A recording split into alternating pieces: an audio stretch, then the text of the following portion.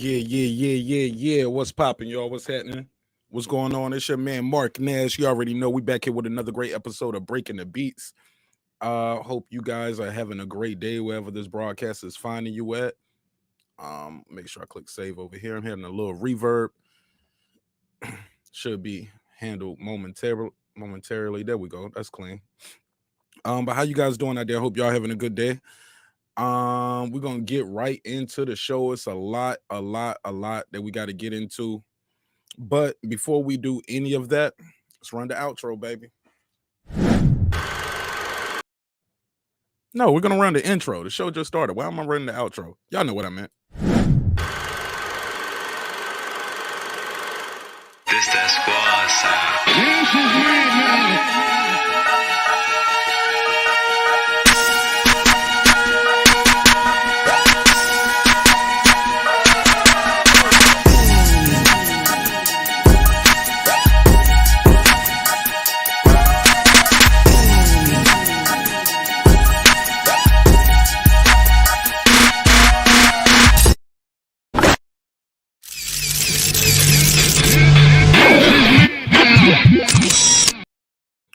Yeah, boy, what's popping? What's happening, man? How y'all feel out there? Hope my mic sounds right to y'all. My mic sounds nice. Check one. I bet y'all don't even know where that came from, but it's all good. It's your boy Marq Nash. We back here with another great one, man. Man, we're gonna get into a lot today. We're gonna talk about Coming to America. What did you guys think of the movie? I'll give you my thoughts on it as well. Also, congratulations to Clarissa Shields, two-time undisputed champ. Never been done before by male or female. Congratulations to the GOAT, greatest woman of all time. Also, we're gonna get into the Jay-Z deal with Square and Twitter founder. We're gonna get into that. Also, we're gonna get into a little bit of everything. Before we do that, let me say what's up to my people. Ricky, what up, man? Yeah, what up, kid? How you doing, King? Peace to you, God. Man, I'm good, man. I'm good. How you feel? I'm good, man. How'd your weekend go, bro? Man, we're gonna get in all that and more. Shoot, give me one quick second. I'm gonna play one beat real quick, let the room populate. We're gonna get right into it. But man, I had a blast this weekend. That's what I seen you over there living that high life. You know what I'm saying? Man, look, I was still celebrating my birthday. I usually celebrate my birthday 2 weeks in a row because it's right there at the end of the month. Yeah. I share my birthday with my father-in-law. Right, me, my wife, and picture that. Her husband and her father got the same birthday. You can't make this up. That's crazy, right? And her birthday always fall on Mother's Day, so we both got to share our birthday. Double up. Yeah, so give me one quick second. We're gonna play one beat real quick. I'll play something over here and I'll get the room time to populate. And it's a joint I made, kind of got like a West Coast feel to it. Yeah. And y'all let me know what y'all think of it. No doubt, I got you. And roll them up if you got them, y'all. Get your ice, get your glass of ice, get your drink ready.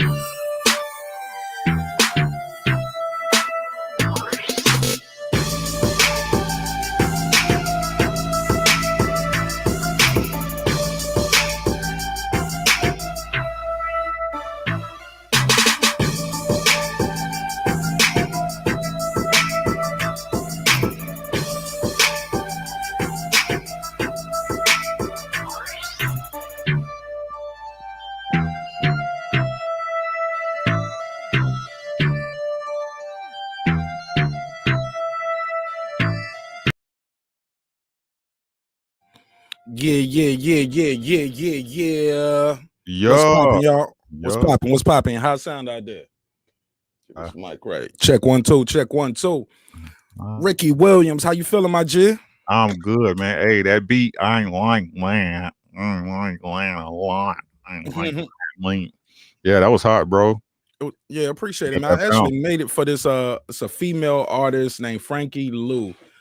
We ended up giving her a different track instead, but that was one of the ones I had queued up for her. Shout out to Frankie Lou. Beautiful, talented sister. Super dope. She's from Boston. She's out here in Atlanta right now doing her thing. But shout out to Frankie Lou, wherever you at, sister. Let's get right into it, man. How was your weekend, bro? Man, I had a great weekend, man. It was one of those lazy weekends. I had the family swing up. They hung out. I stayed at the house, got a little bit of work done, but it was uneventful. So I loved it, man. Got a lot of rest, so I'm happy about that. That's always good. What the weather like up there? Y'all got snow over there? Nah, bro, it was 60 degrees outside in Minnesota today, bro. It was that's like summer to us. So I was outside with a hoodie and some jeans on. Loving that. You know, that's the myth. We always think it's snow in Minnesota, right? Bro, nah. Like the winters can get a lot softer. Like when they hit, you know what I'm saying? But it's before it was like this with like I've been here since 96, right? So it was like winter, summer, fall, winter, right? Now it's getting back to winter, spring, fall, winter. You know what I'm saying? Winter, spring, summer, fall. You know what I'm saying? So I'm okay with it, bro. My man said he was missing the season when he came up. He was like, hold up, what am I missing? MIA. Yeah, I like fall, man. I was just asking me and my wife was just talking about that. She was like, what's your favorite season? And I said, fall. Yeah. And she said, I like spring. And I said, yo, fall is like spring without the allergies for me. Yep. And the rain. You know what I'm saying? So and the rain. Yep. But man, I had a great weekend. We went up to Cummings, Georgia, spent the weekend up there with the wife. Man, beautiful place, man. Nice. It looks when you drive into it, bro, it looks like like it's about to be an apartment complex or something. They got an office at the front. You see the flowers and all of that. But when you're looking in the back, you're like, these are just some townhouses. But when you walk in the first floor, the townhouse, it's a pool. Yeah. And a sauna. Then you go upstairs and that's your room. So they bill it as like a hotel, but they call it a suite. But you know, they bringing stuff to your room and all of that stuff. They'll give you room service. But I'm like, nigga, it's just some townhouses that y'all don't pimped out the townhouses and y'all charging niggas half a rack a night. But hey, it's worth it, man. It was definitely worth it. Yeah, you gotta do that sometimes, bro. You gotta do that sometimes.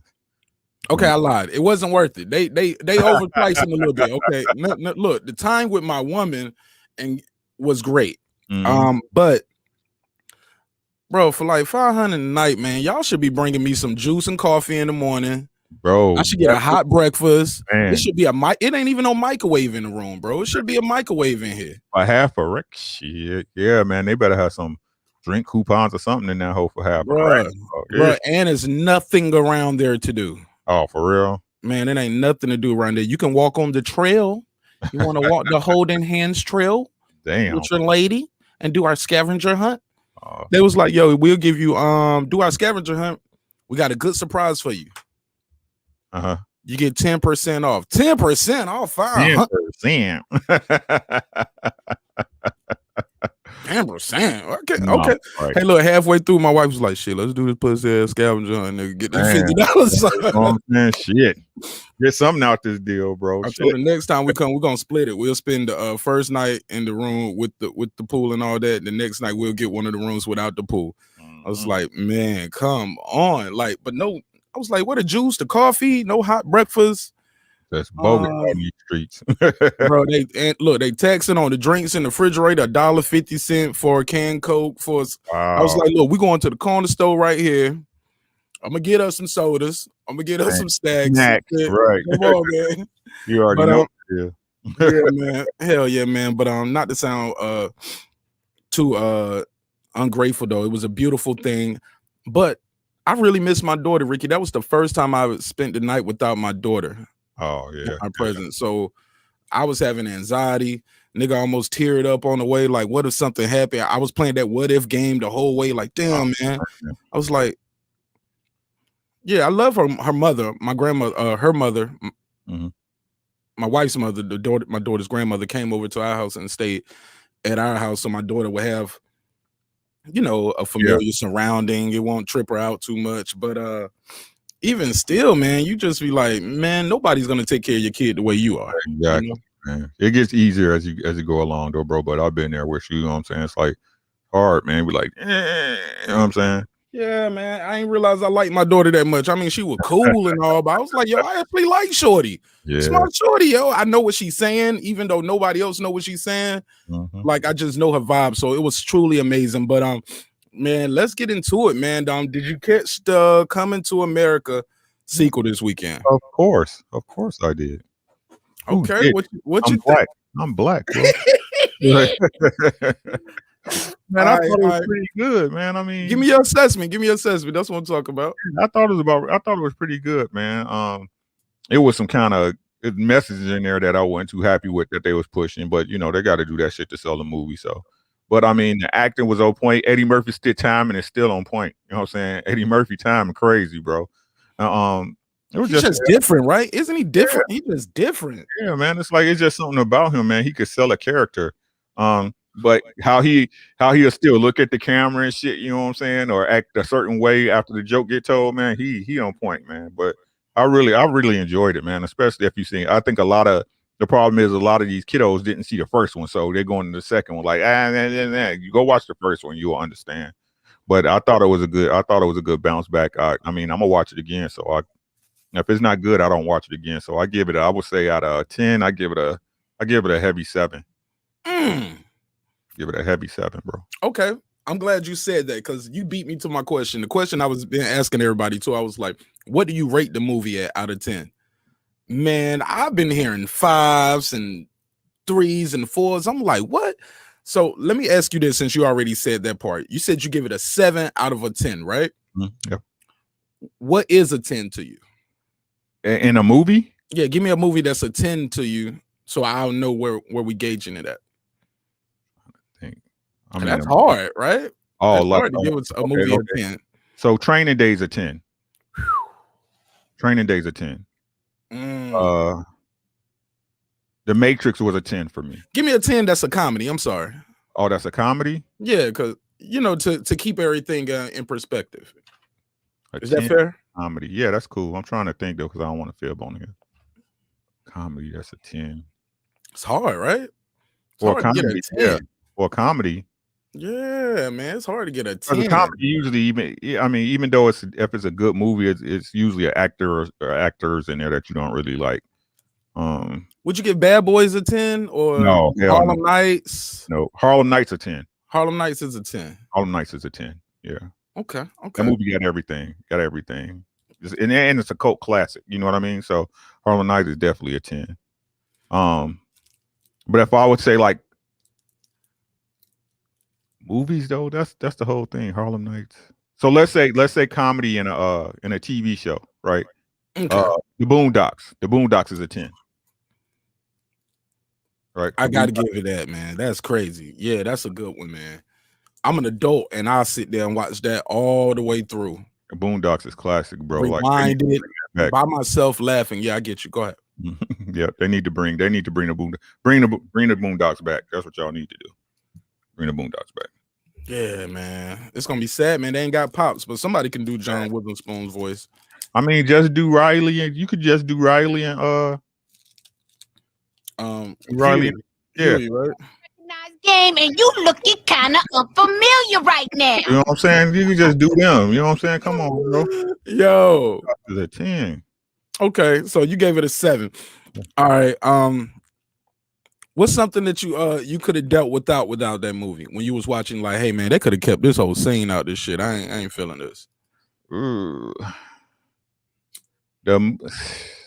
A scene that I wasn't feeling is the one where they kept coming back to the feminist shit, bro. I missed it. What part? I mean, it's all over the damn movie, bro. It's like it wasn't necessary to sell it. You know what I'm saying? Where? I'm like, maybe. The one how his wife was all mad at him because the daughter wanted to be the prince. The what's the name? Oh yeah, she wanted to be the heir to the throne. You know what I'm saying? And it was in a plot in the movie, but how many times y'all gonna keep bringing it up? You know, they brought it up like 5 or 6 times in the movie. I'm weird like that though. You know what I'm saying? I'm weird like that. Everybody don't see that, but I look at I always pick up on messaging in movies. Message. Hey, look, I could have dealt without. I don't remember this much singing in the first one. Oh yeah, I mean, it was a music. It was parts in there where it was seeming like it was a music. Yeah, you right. You know, they brought in Gladys and Salt and Pepper, and then they had Randy Watson. Yeah, I feel you on that too. Yeah, Give me something to throw at the damn screen. Yeah, I feel you on that, bro. And also with the Wesley Snipes shit, with him dancing coming in every time, that shit was goofy to me. I was like, what's the point of that? It was a little goofy. It was extra. It was eccentric.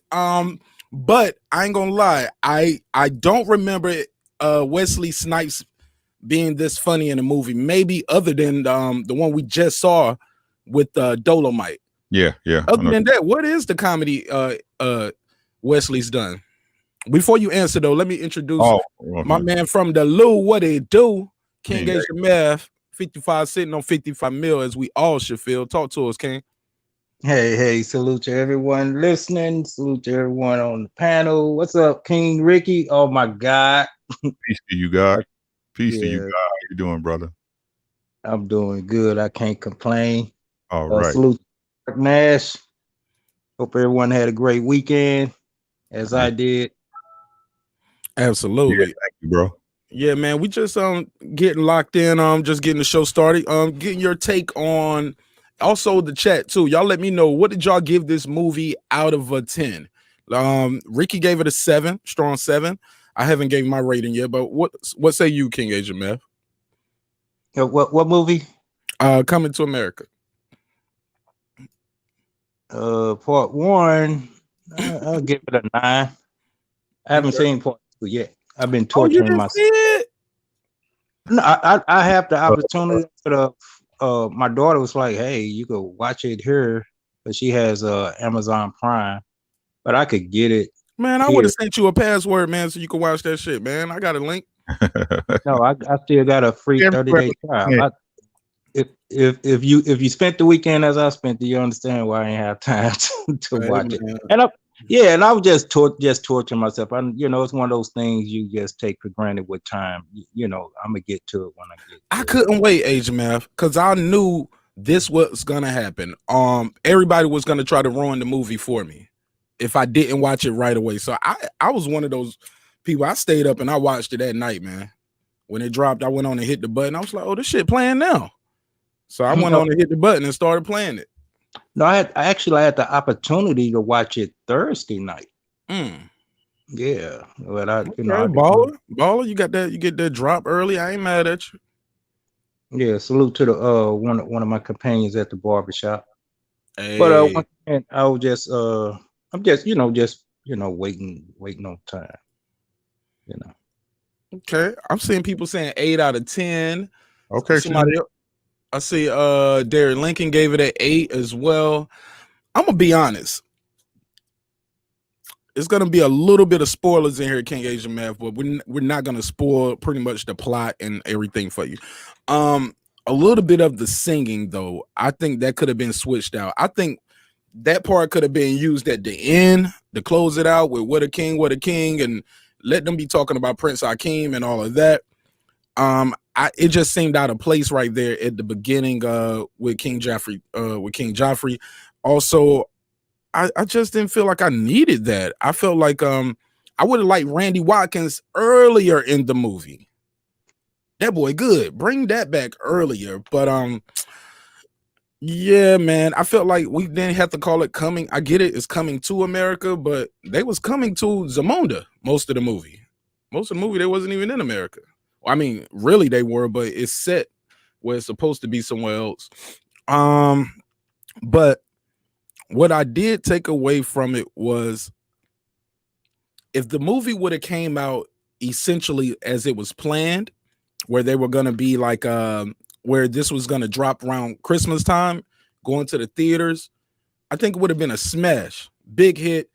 It's a feel-good family movie. I feel like the comedy in this was also a lot cleaner, and the language and verbiage was a lot cleaner than the first movie, which I kind of didn't like that much. I kind of wanted them to, I didn't want them to clean the movie up so much. It's like the whole movie just got whitewashed, in my opinion. Like, I didn't see no titties in the movie. It was titties in the first movie. First couple scenes, raw penis is clean, Your Highness. Right. Girl pop up, titties everywhere. Yeah, and they was twerking. But, come on, man. But Mark, oh, now they do some twerking in this one now. But remember the narrative of the movie, even though I haven't seen it. They're echoing a melanated man that's a fatherless melanated man. That's the whole narrative for 30 years. And I don't want to say that's the stereotype or how they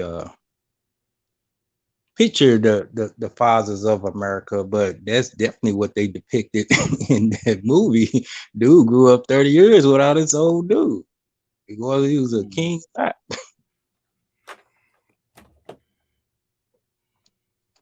It seemed like that was the general narrative of the movie. Message.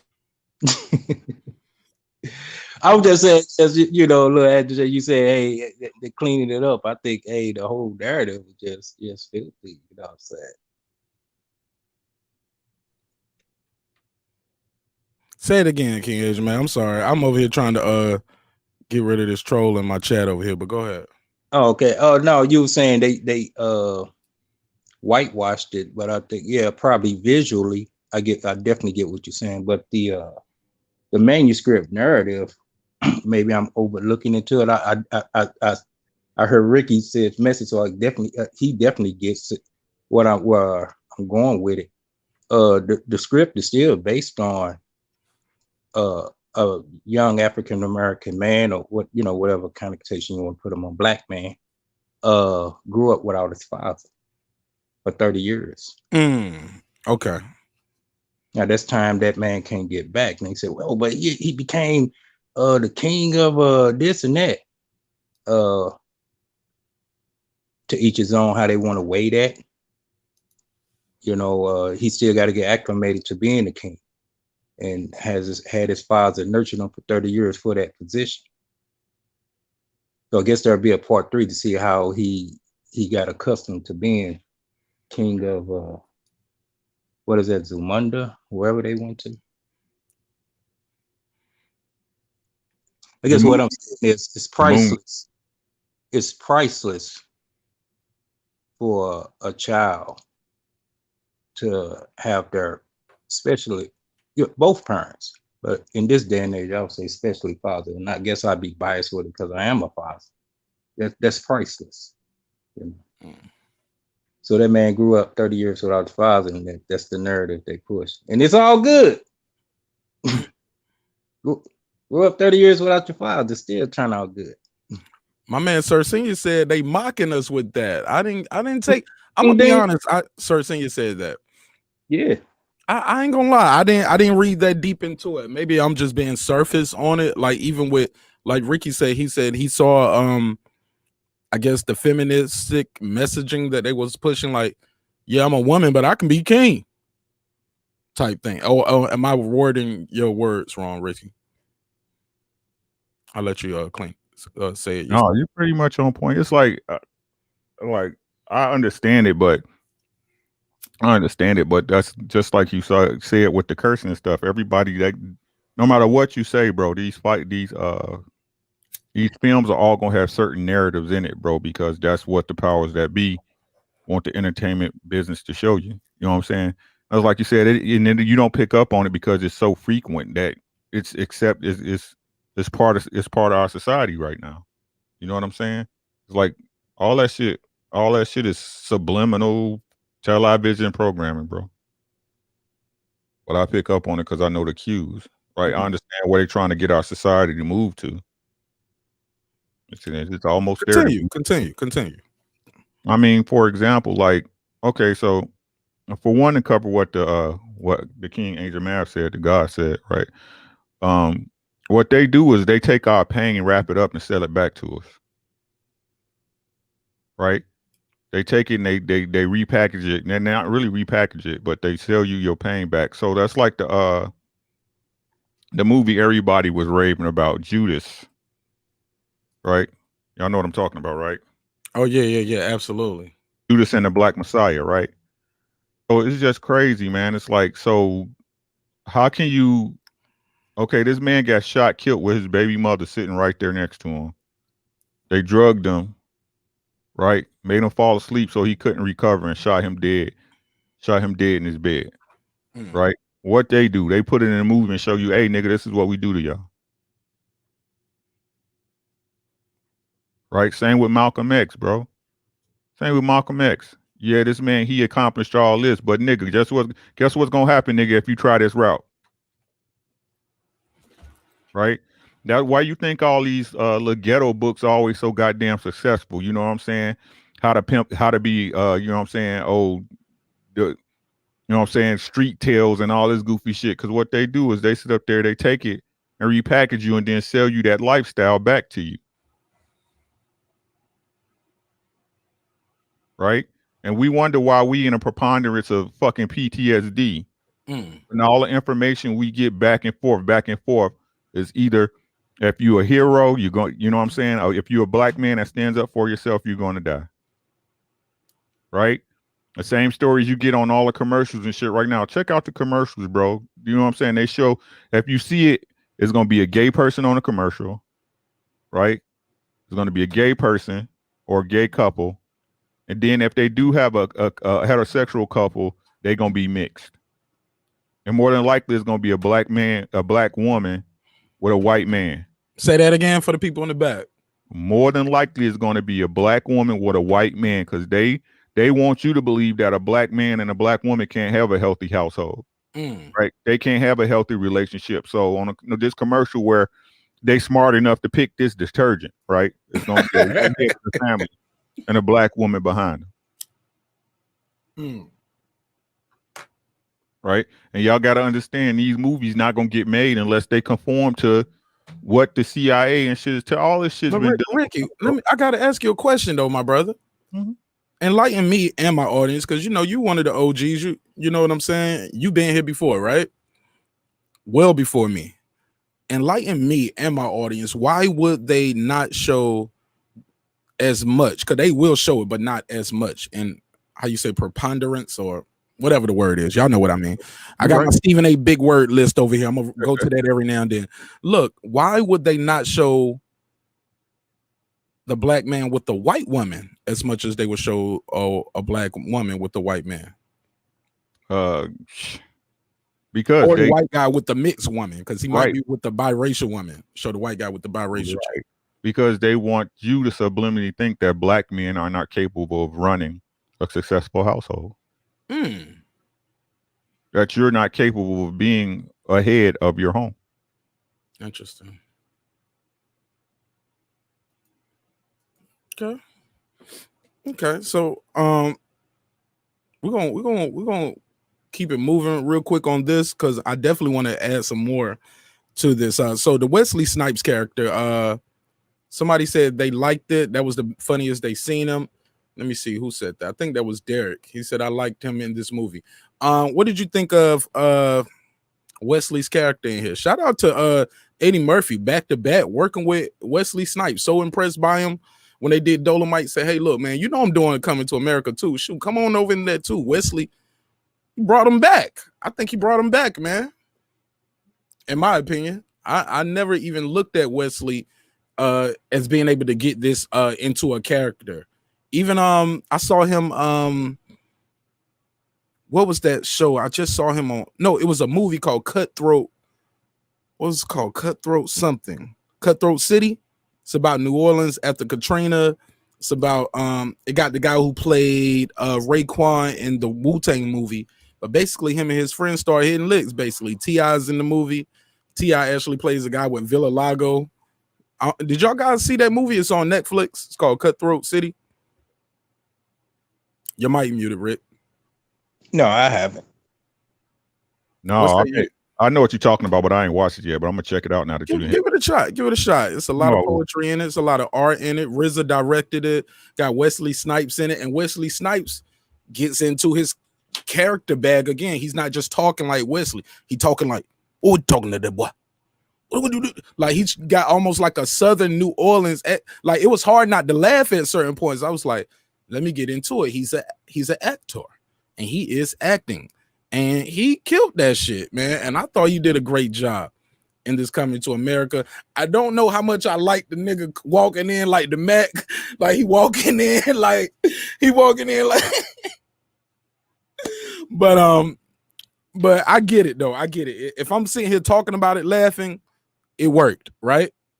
So but here's the thing. I gotta address the elephant in the room. We gotta get political. You know, we gotta do it. We gotta break down the beats, right? I have heard on the web some of our brothers and sisters on the continent don't like all the fake African accents that was in the movie. They thought it was enough great actors out there and that come from Africa that should have been in the movie more. Now, granted, you got the guy from Power. I forgot his name, but Dre, the guy who played Dre in Power, he plays Wesley's son. He's actually Nigerian. You can't tell because of his pigmentation if you think all people from Africa, you know, are jet black. But yes, we do have people on the continent of all kind of colors in all shades, right? This black comes in many forms. So he's a Nigerian brother. I see we got the comedian, what's the dude, the comedian who introduces Wesley. He's like his concierge or something, like Michael Blackson. Michael Blackson. There we go. Michael Blackson's in it. He's a natural African descent, if I'm not mistaken. So what do you guys think? Oh, Matumbo was in it. Thank you. See, look at the man. That's what y'all. Thank you. And look, next time y'all see that troll in there, y'all need to get him out of there. If he got a wrench just by accident, you know what I'm saying? That's when I was giving him away, like Oprah gave away the cars that day. But yeah, man, I gotta sanitize the platform. I can't have that up there. He's out of here. He's not a friend of the show anymore. So with that said, what do you guys think about that? Y'all think it was too many people in there doing the fake African accents? We should have hired more people actually from Africa, things of that nature. I'll pass it up to Ricky first. Go ahead. No. It's Coming to America. They had us. I mean, come on. Didn't you see the first movie? Hey, come on, man. Hey, people. No, it's not real. Thank you. The movie.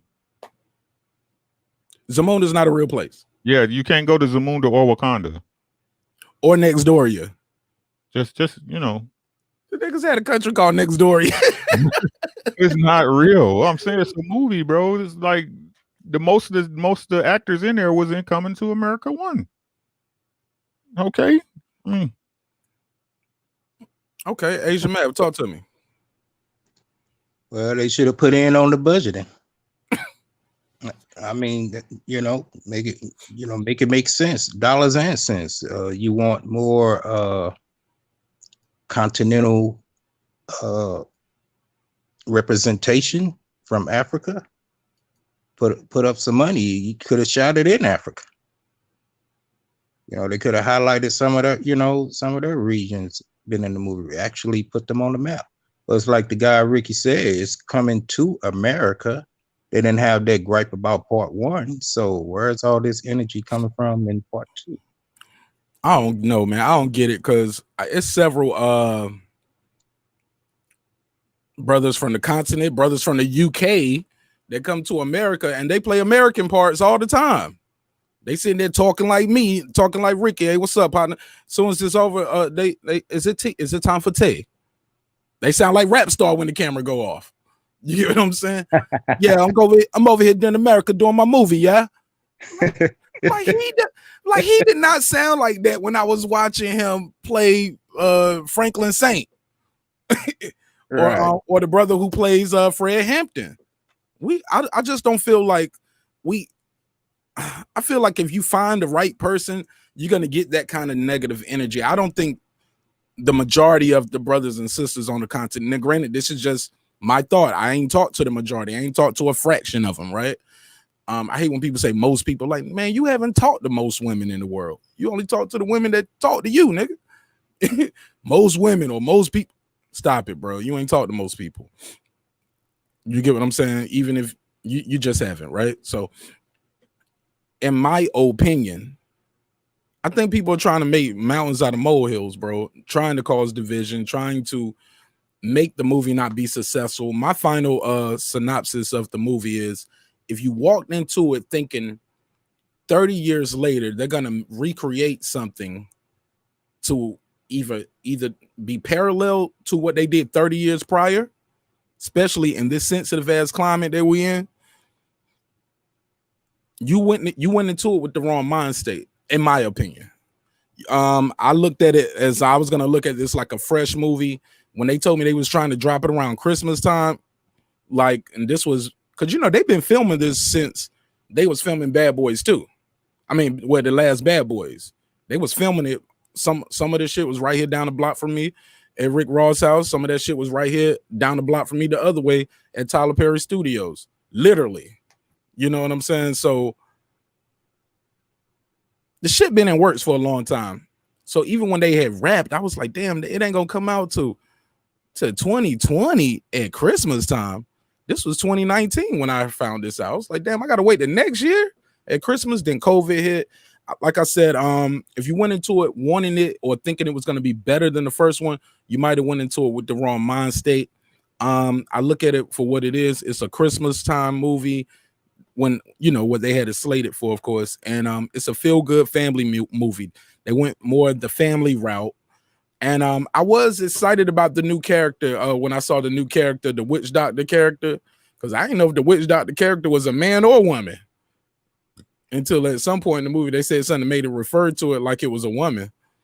Some of the jokes was real slick. He was like, nigga, you like a slave from the future. When he was talking to Sammy, I thought little quick lines like that was the funniest shit to me. The guys in the barbershop, it seemed like whenever Eddie put on that makeup and that costume, that's when he was his funniest. He wasn't his funniest when he was just Prince Hakeem.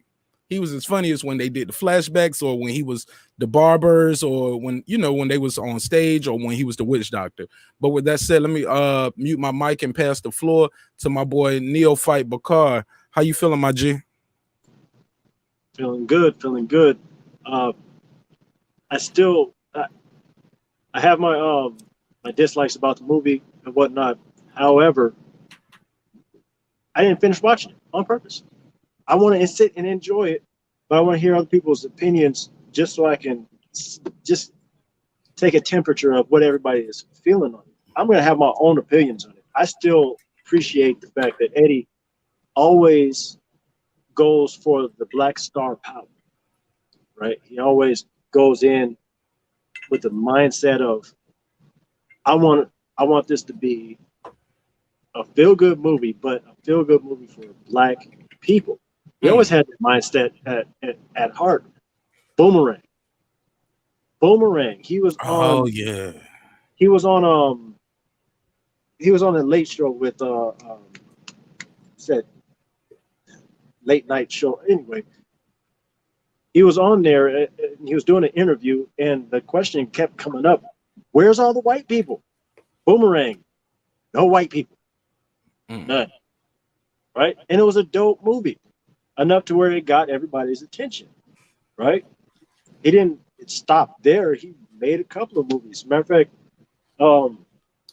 I think one of the things that he said was that he was inspired off of that because of all the other movies that he had done, where black people kept being cast, especially him being cast in a certain light. He was like, well, I want to change that. I want to do something different. And he did it. Boomerang was one of them. It was kind of it had a lot of questionable shit in there, but it was still funny. Again, it had black star power in it. Huge cast of just black people who needed to be in that light. Needed a paycheck. It's like Soul Plane. I can't stand that movie, but the amount of black people that jumped on there and took home that paycheck kept food in their mouth. I don't know how big that Soul Plane budget was though. I know this had a budget. Yeah, this had a budget. I could have funded Soul Plane, my nigga. I could have took out a couple bank loans and be like, hey, look, I'm about to make a movie. 5,000. Look at what the climate was when that movie came out. You know, the comedians were struggling, artists were struggling. The climate really needed something where we could come together, or the Black Actors Guild could come together and really kind of hold themselves together. Same thing happened when you had what do you call it? The Black exploitation film era, right? They were making films to support themselves, but the white side of that genre went and capitalized on it and kept the whole Hollywood film industry afloat because of Black exploitation films in the 70s. Well, let me ask you this: what's the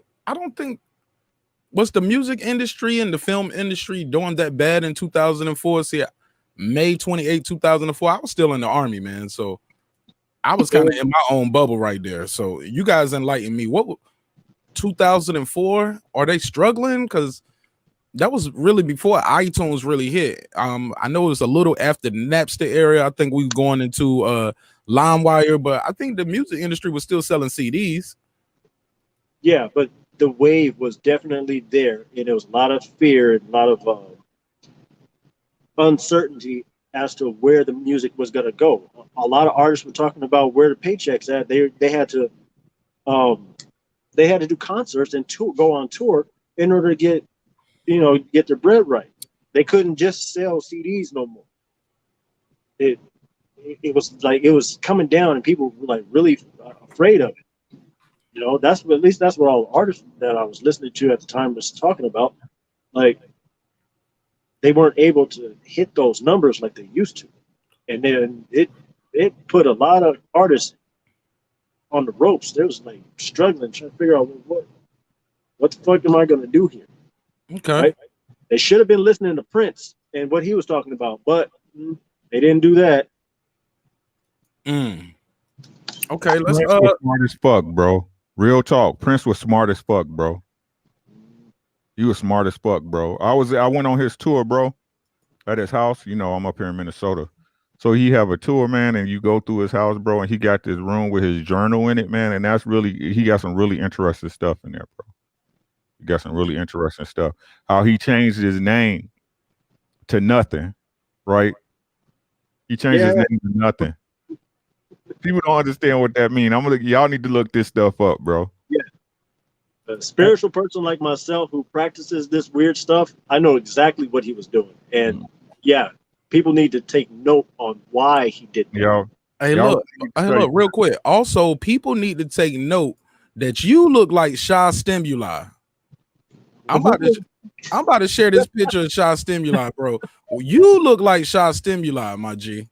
It's the angle of the camera and the lighting. Are y'all seeing this? I got the red shirt on too. That's not helping, bro. Bro, you look like Sha Stimuli, man. Nah, if you saw me in like person, you'd be like, Kobe? Nah, you ain't 6'7", nigga. Stop that cap. Cut that I cap. wish. I wish. Bro, you look like Sha Stimuli. This broke ass dude.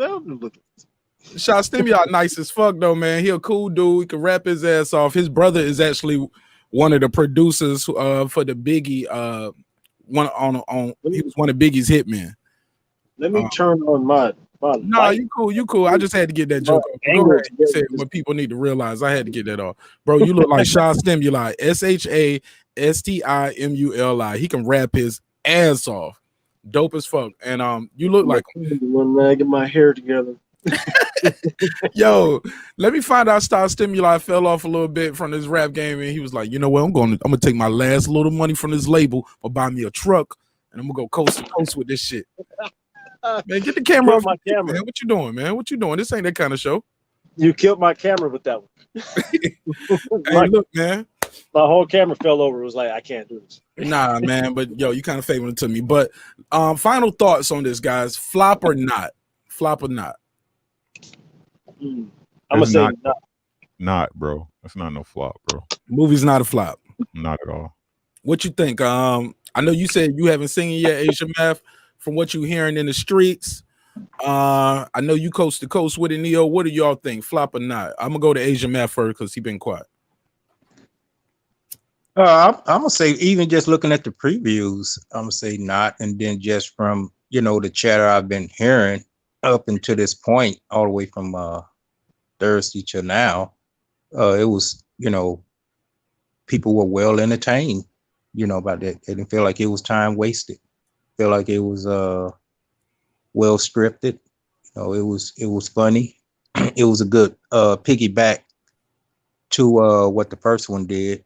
But as a direct comparison, no one compared it directly. Which one was better? Which one is worse? I guess the jury is still out on that. But overall, people were saying, it's 2 thumbs up, and I think the jury, feel no reason jury to came back with a verdict. Number 1 is better than number 2. I think that's clear. Everybody's saying that. Nobody, I haven't heard one person say, "Man, this better than the first one. That could have skipped that shit. Just did this." Number 1's better. Yeah, number 1 is definitely better. Number 2, it's more of a family film. It's more like Ricky said, encoding messaging, empowering women. I'm not mad. Eddie Murphy is a father. He has many daughters. You know what I'm saying? I said many, like he really is the Prince of Zamunda. He is.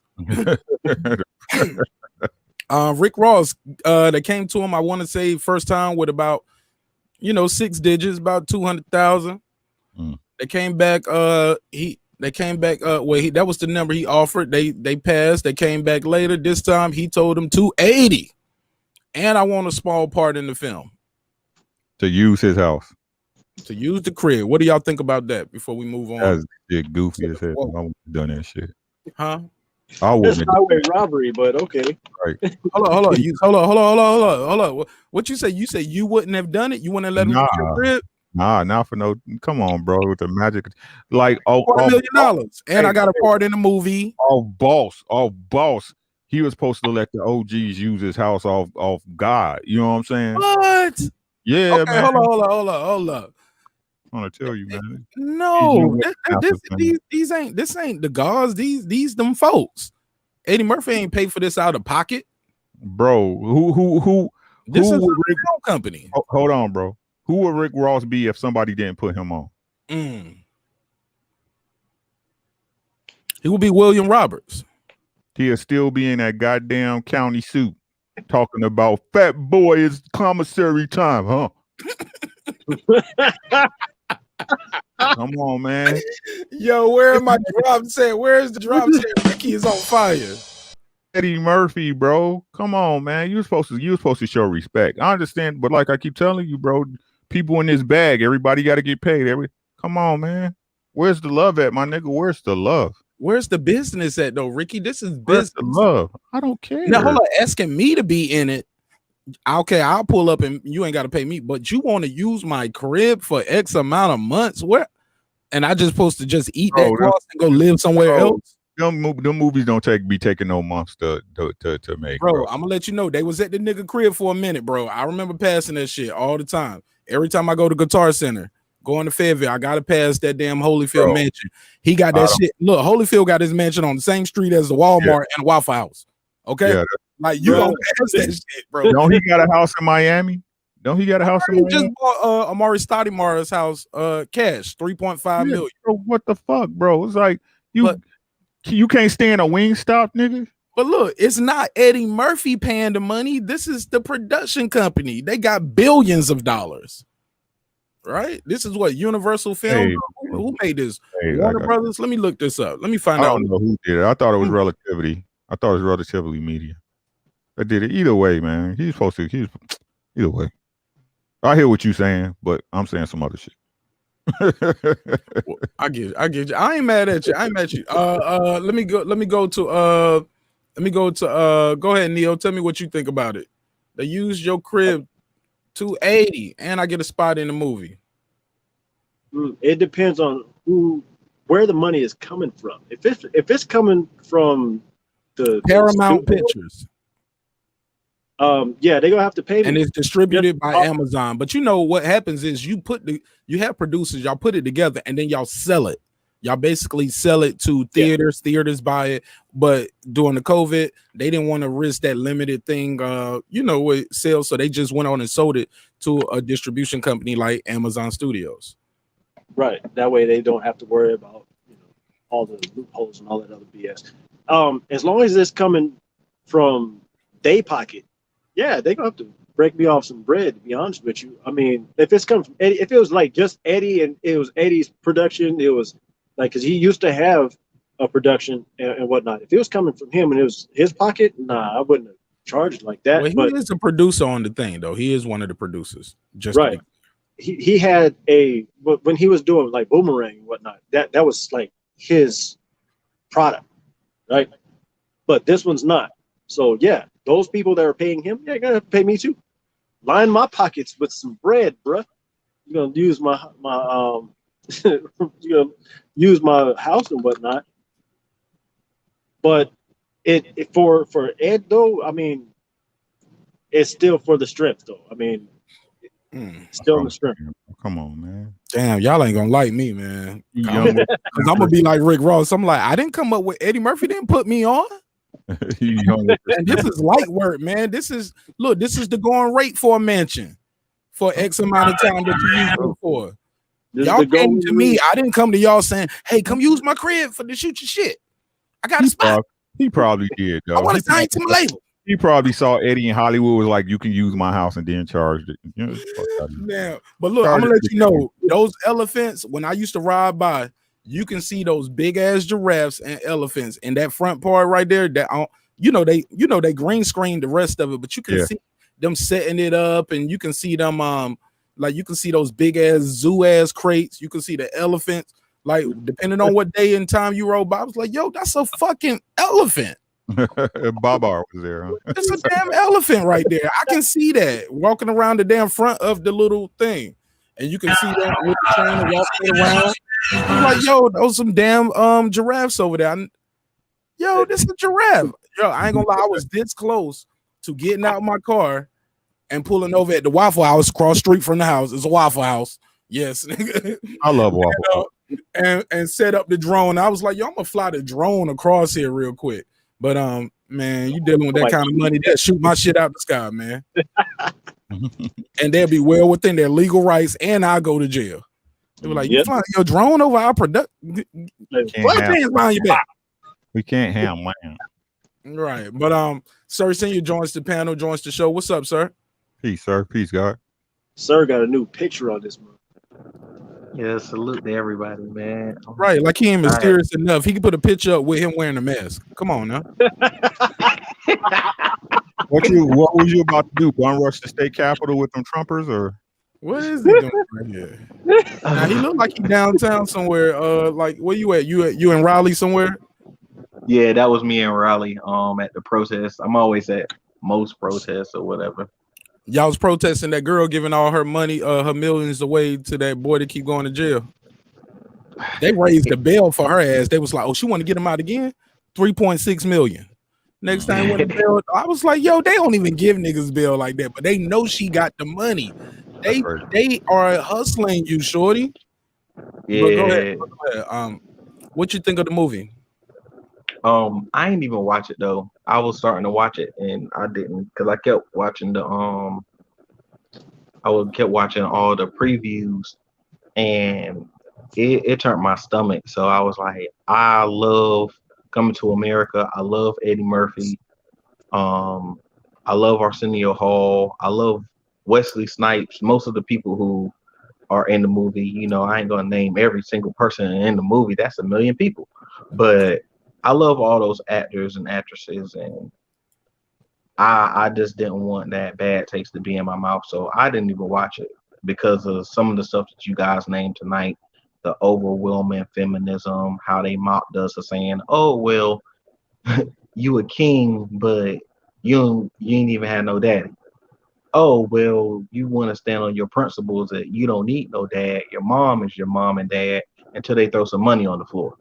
So it's like, I didn't like that. I didn't like that. So for principle's sake, instead of me watching it with that, with the bad eye, I couldn't watch it and have the humorous eye that I wanted to have. So I said I'll just pass. Sing it with the conscious. Well, just keep in mind, I just want to remind you too, when the original came out, it was met with a lot of criticism because of all the black people in it. Oh, you're a king and all this coming to America, all of this and coming to America. Like it was met with a lot of criticism. It's different. It's satire. It's something. It's weird. It's different. But I'm glad we got to have this conversation. I wish I had somebody else other than me and Ricky on the show who saw the show, but saw the movie. But I got 3 motherfuckers up here like, yeah, you my nigga. I just came to chop it up with you. I ain't see that bullshit. Yo, my show is so real, and the people who rock with this show, man, y'all the best, yo. They be like, look, man, it's 10 o'clock. This is what you talking about. I talk to you, bro. You my bro, but I ain't watch that shit. So flop or not, we're gonna the jury's still out on this. We'll come back to that later. Let's get into the other topic that I had up here. What we want to go with it next? Y'all want to talk about Jay-Z selling his stock and Tidal, or we going to the GWOAT Clarissa Shields? What we going with it next? Let's talk about the queen. Let's give it look for a real queen, right? Clarissa Shields, two-time gold medalist, undefeated, 2-time undisputed champion. She's a champion, 3 different weight classes, right? But she was undisputed in 2, right? Give it up for a real one. Who but you, boo? Oh my God, look at her face. She looks like a warrior princess. Look at all the trophies and crowns around her. All those belts are heads of former queens. She's going around here scalping them. She's scalping and taking her trophies. Look at her. Bad lady, man. And keeping in mind, everything she got right there, she got another one beside it to match it at this point. Every single one. So put another blue belt there, another pink one, another green one, another black one, put another Ring magazine belt up there. We got to update this photo. She can't even hold all the belts no more. Bruh, she needs a concierge just to carry them belts forward, bro. Shout out to Clarissa Shields. Let's make some noise, y'all. Let's make some noise, y'all. Yeah. Ricky, you got that sound effect. I know you got that. There we go. Shout out to Clarissa. Your queen to be. Come on, man. Let's pass it around, man. In order of appearance, of course, and let's open it up with Ricky. Ricky, talk to me about this fight. First of all, before we get into it, I know everybody knows she won, but did everybody see the fight? Yeah, I saw it. Yeah. Okay, sir, seen it. Did you see it yet, Neo? I've not. I'm trying to catch up on the replay right now. It's on YouTube. Asian Mav, did you get the chance to see the fight? Yes, sir. Pretty much a white one. All right. Let's pass it around. Let's open it up. My man King Ricky, thanks for those sound effects too, man. I got to get that board you got too, man. But golly, you told me it cost an arm and a leg, but they sound like they want my left nut too. I was like, damn, I gotta go get this a whole stay at the place I just went. I know, and something. And I would have had to drink all the expensive ass waters in the refrigerator, the $2 waters. Hey man, it works for me though, bro. I'm telling you. But hey, Clarissa Shields, shout out for Clarissa Shields, man. Shout out to Clarissa Shields for being everything they wanted Lomachenko to be. Goddamn it! Say it again. Shout out to Clarissa Shields for being everything they wanted Lomachenko to be. He's not. Come on, bro. This is what they was trying to sell y'all Lomachenko was, and she's a black woman. Great amateur record. Only 1 loss as an amateur, bro. 2-time gold medal Olympian. Undisputed in 2 weight classes at the same damn time. Under 20 fights. She not the GWOAT? Then who? If she not the GWOAT, then who is it? Shout out to Clarissa. I see you, boo. I see you. Give her her due. Give her her flowers while she here, goddammit. because they not gonna do it. Right? This how you know she the GOAT right now, or she the GOAT, because they won't even pay her to move down. They want her to move down, but won't pay her what she worth. And the fighters that talking about they can beat her won't move up. They want to drain her. They won't move up. Y'all better leave Clarissa Shields the fuck alone. She is that deal.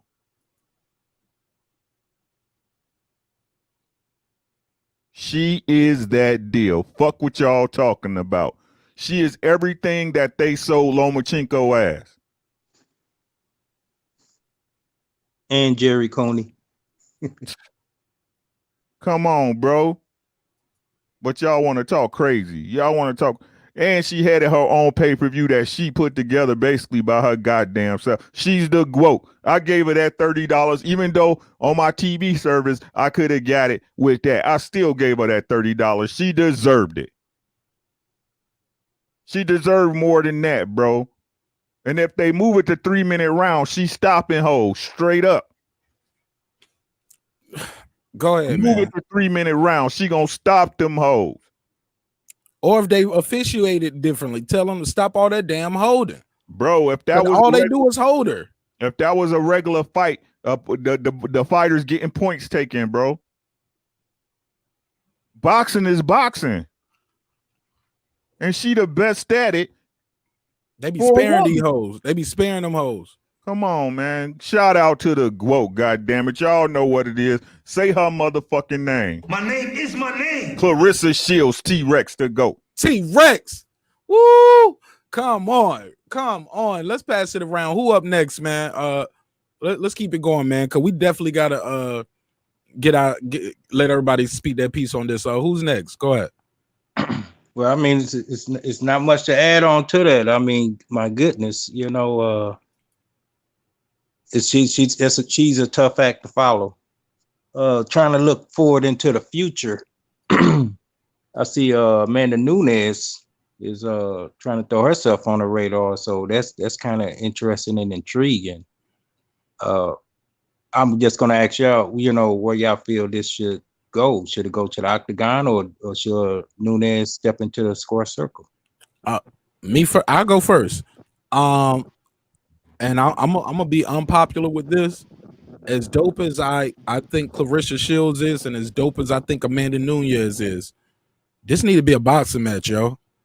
Because first of all, Clarissa Shields is more accomplished than Amanda Nunes, and some would say any male boxer. 2 gold medalists, 2 weight division undisputed at the same time.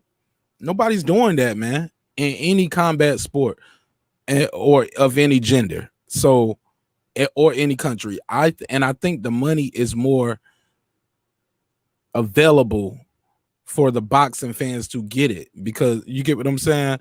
Because as dope as UFC is, it's still MMA is, and I love the discipline. It's still a new sport. You get what I'm saying? Boxing is just a lot older, and I think people will be more acceptable to that, because it seems like it would be at least more even in some people's mind, because once you bring it in the grappling, the striking and all of that. But I think Clarissa Shields so dope that they can do it once in boxing and they'll go over there and do it again in the UFC. Like, these women want to get paid for their fights, man. Like, women are very underpaid, and that's going to be something else I'll talk about in my closing. But go ahead. No, yeah, that's beautiful. That's where I was at. Yes, it definitely should happen in the ring, and to build it, I think they probably McGregor, he's looking for another boxing match. He could come back, and they could be on their undercard, bring another MMA fight over. And I think that's the problem, though. I think we always trying to put the women on the undercard. These 2 women can stand alone. They both are can be held on their own, and them fighting together is a big enough event of its own. McGregor and somebody else, that can be their own card, but these women should get paid for this, and they should be the marquee event, in my opinion.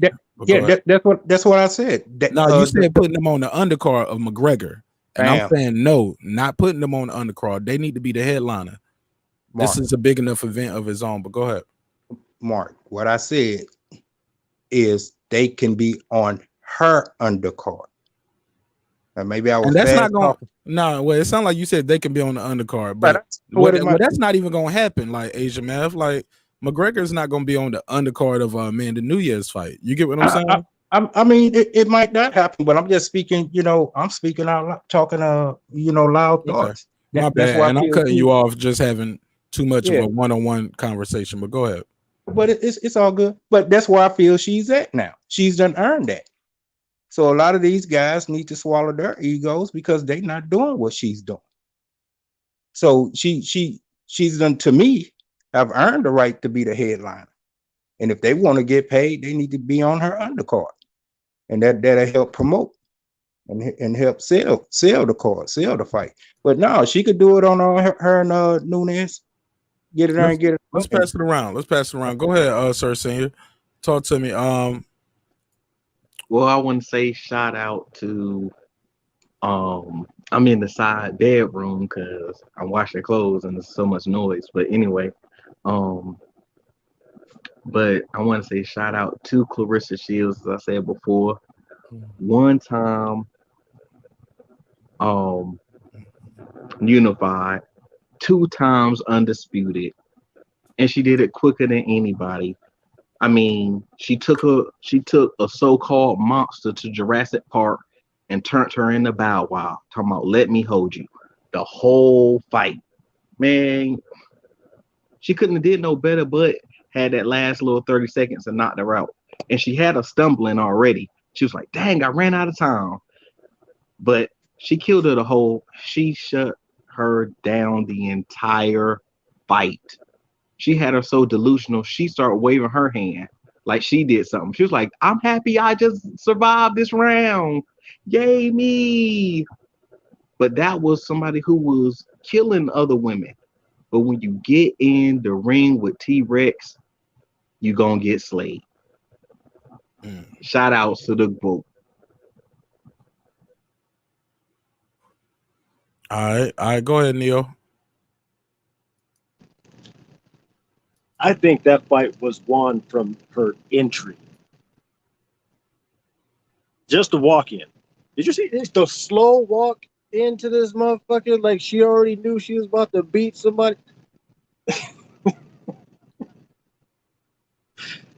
I get a chance to see this stuff on my Instagram in short clips, and somebody posted that shit where she just kind of slow walked in. That was her entry.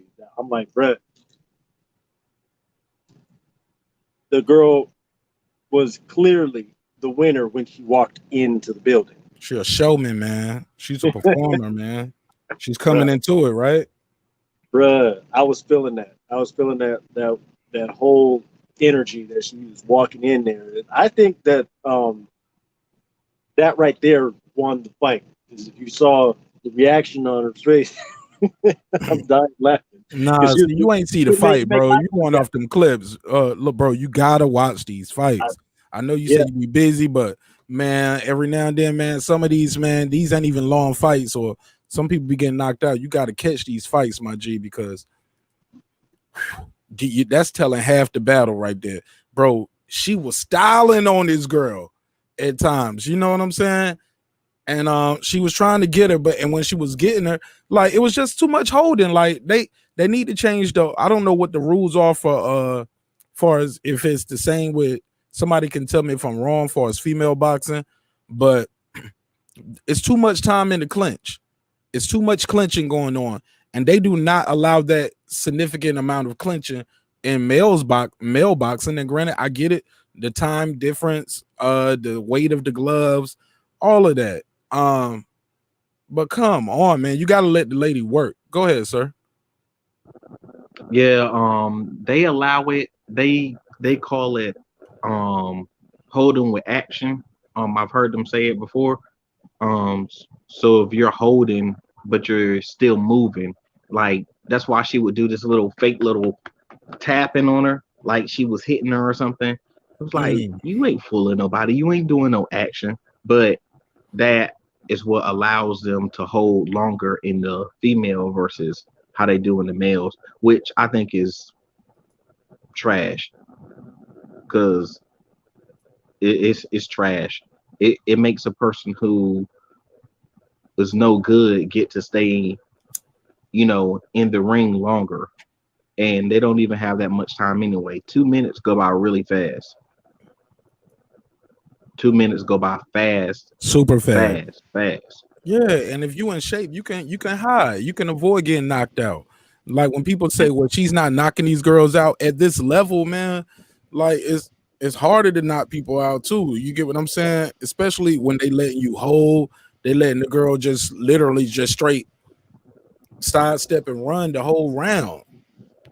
And far as what you had said earlier about people putting their hand up at the end of the round, that's foolery with the jewelry, man. That's a facade. That's trying to let people know I'm okay.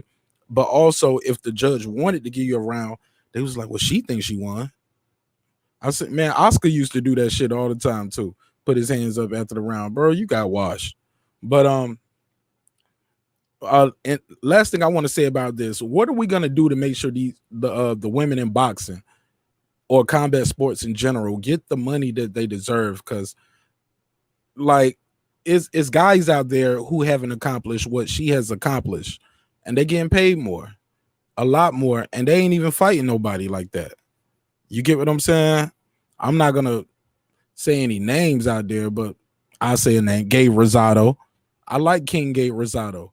He ain't did what Clarissa Shields has done in boxing, but he gets paid more than she does. Am I wrong for saying that? It's other No, you names ain't out there. wrong. That was just the first one that came to my mind. He's never been undisputed champion, 2 weight division, 2-time gold medal. And I like Gabe Rosado, but shit, they got Gabe Rosado in movies and shit. You know what I'm saying? Facts. Why We does we sustain gotta it? start pushing our female boxers a lot harder, especially the ones who are out there really trying to fight everybody. There's only a handful of them who are really out there trying to fight everybody, and there's men who ain't even trying to fight people in their own weight class. It's people who don't even want to fight. Period. Like they fight once a year or once every year and a half or 2 years, holding on the belts. So we got to push the ones who are actually giving us what we want. That's gonna promote them to do better. For sure. If you could turn your camera sideways too, that'll work too, sir. To fill out the screen. Let me pass that around real quick, get everybody else's opinion on that, and then we're gonna move on. What do we got to do to make sure the women in combat sports are getting paid? Like, Show because up. you got champions out there getting paid 20,000, 5,000. Come on. Like if they've got products, buy them. If they're on pay-per-view, pay for it. Show up in numbers, right? Show up in droves. Make your presence the deciding factor in how they pay this, right? They can't shortchange her if everybody is showing up saying, "Hey, we here. This our girl. Pay her the money because she's filling up the seats." Now that's COVID and whatnot. We can't really fill up the seats necessarily, but a packed house speaks volumes, right? We have the ability to make things popular. You want her to, shine like that. We got to do it. We have to be that deciding force in how everybody else sees her. I mean, if we raise her name, then up she goes, right? She's given off. She's given off, like literally warrior queen vibes, 100%. 100%. Particularly a queen Amonarinas, one-eyed queen, who Caesar didn't want to see. Right? Tried to conquer Africa, couldn't do it. Why? Because the queen was like, "Come get some," and nah, it was like, "Nah, No mas, no mas. Right? So back this woman, right? Back our fighters. Back our fighters. We want them to be popular like that. My favorite fighter, Israel Asanya. You know, Oh, we're gonna get into that too. He lost. You want to go ahead and of course move to he that? lost, but you know, Hold up, man. You jumping on my you oh my bad. passing through real quick, man. We gotta space it out. Exactly. Let's close it up. You gave me your final thoughts on that. Ricky Williams, please. What can we do to help the women in combat sports get paid, man? Support them. Go ahead. Keep rocking. Stop throwing y'all money at these fights and events that you don't want to see, and support the ones you do or the ones you believe in. She's more accomplished than Adrian Broner in boxing. Exactly. But I mean, this ain't no diss to AB, but she is more accomplished than AB. Look, man, I keep trying to tell y'all, man. Gold medals, we the consumer, bro. We the consumer, right? I keep trying to tell y'all keep eating shitty fights. They gonna keep feeding y'all shitty fights. This is what they gonna do. It's simple. If it's a piece of crap product, don't support it. They got Nielsen. They know what the numbers is, bro. Right? Imagine if everybody that bought Errol Spence's pay-per-view bought Clarissa's pay-per-view. 300,000 times $30. You do the math. Right? Support your own. It's not rocket science. It's not rocket science. This ain't the Mars rover project, bro. Support your own. Right? This her first pay-per-view that she did on her own, basically, you might as well say. Bossed up. I ain't mad at her. You know what I'm saying? Get her them numbers so next time she can demand more. Then she gonna charge more. Then you pay more, and then she can demand more, and you can check. You see what I'm saying? But like I said, man, y'all rather give Coca-Cola and DoorDash and Amazon y'all money, right? Because then it's not a black person looking better than you shining over you off your dollars. But y'all get a white man rich every day of your goddamn lives. I pass the mic. Go ahead, King Agent Mav. What can we do to make sure we get the women in combat sports the money they deserve? Why are champions getting paid $20,000 $5,000? Come on, bro. Like it's more money in the sport. It gotta be more money in combat sports for women than $20,000 for the champ, bro. Like that's absurd. I don't believe that, bro. That's just, I think that's the company not believing in them, not putting a face on it. That's Hollywood not just believing that this black woman, because she is a black woman who's kicking ass, taking names, kicking ass. She's outspoken, she's flamboyant, she's calling herself the GWOAT. And low key, that W can be silent right now. The W is silent because the accomplishments speak for itself. You get what I'm saying? Like, not to bring it back to what Ricky was talking about earlier, but who says a woman can't rule?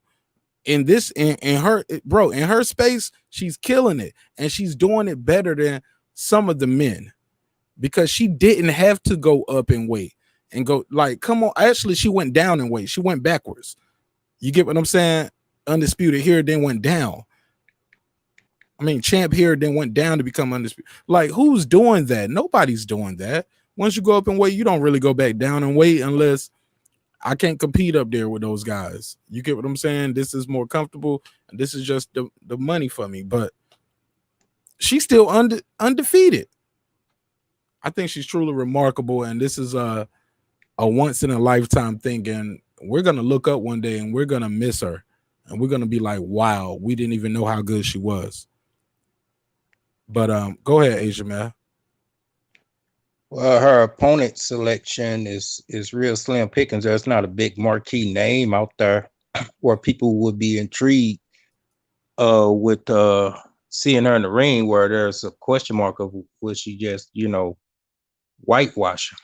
you know, a lot of they've been saying a lot of these chicks would be getting KO'd if they wasn't hanging on, wasting a lot of the 2 minutes in the rounds.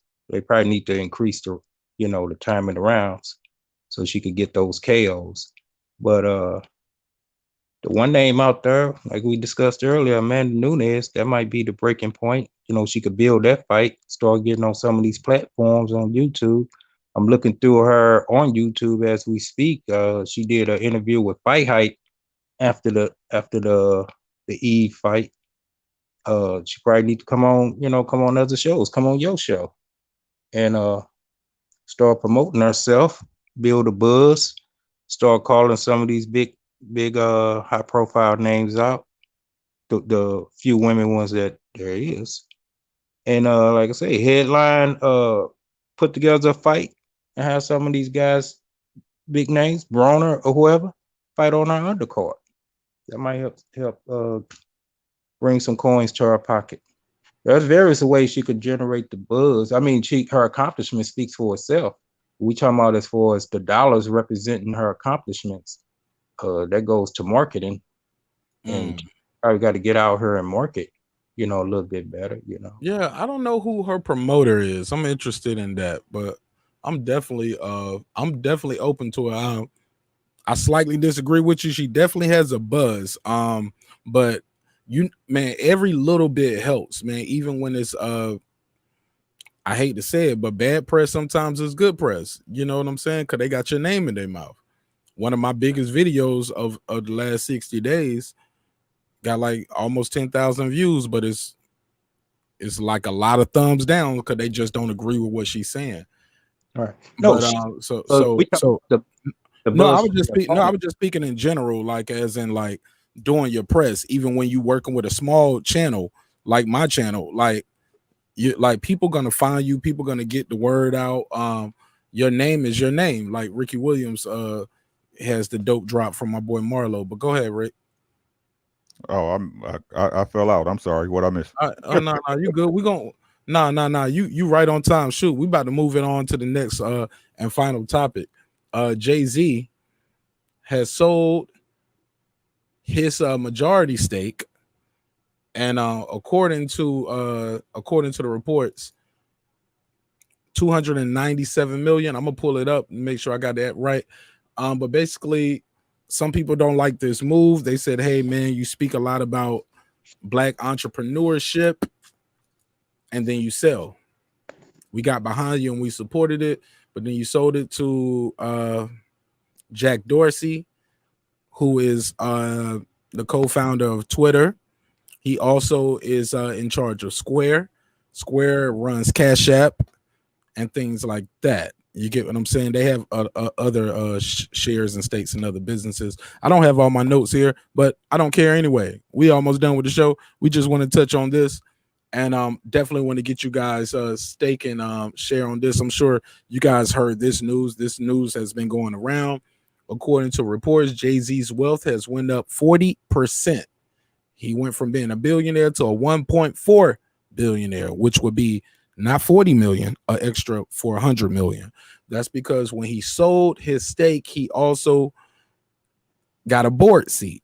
Like, you don't just get my company. No, you get the company, but I get a board seat on the company that's buying my company. And also I get shares and stock in your company. So when asked about it, Jack Dorsey said Jay-Z will not only be still be an intricate part of Tidal, he will also be a part of our entire company over here at Square and what we are doing. According to Wall Street, they're not buying it. The stock price actually did not increase. I don't know how much it dropped because I don't have the notes in front of me, but some would say, hey, this would be a perfect time to buy some Square stock and Cash App and things like that because they bought this. But according to Wall Street, nah, we ain't fucking with it. Some would say, hey, you don't know what they're about to do yet. Get in while you can when the stock price has dropped. But yes, it made Jay-Z richer, but it also dropped the stock price, according to what I'm getting right here. Or it didn't increase it. How about that? Let's just say that, because that's the safe answer since I don't have my notes. It didn't increase the stock price.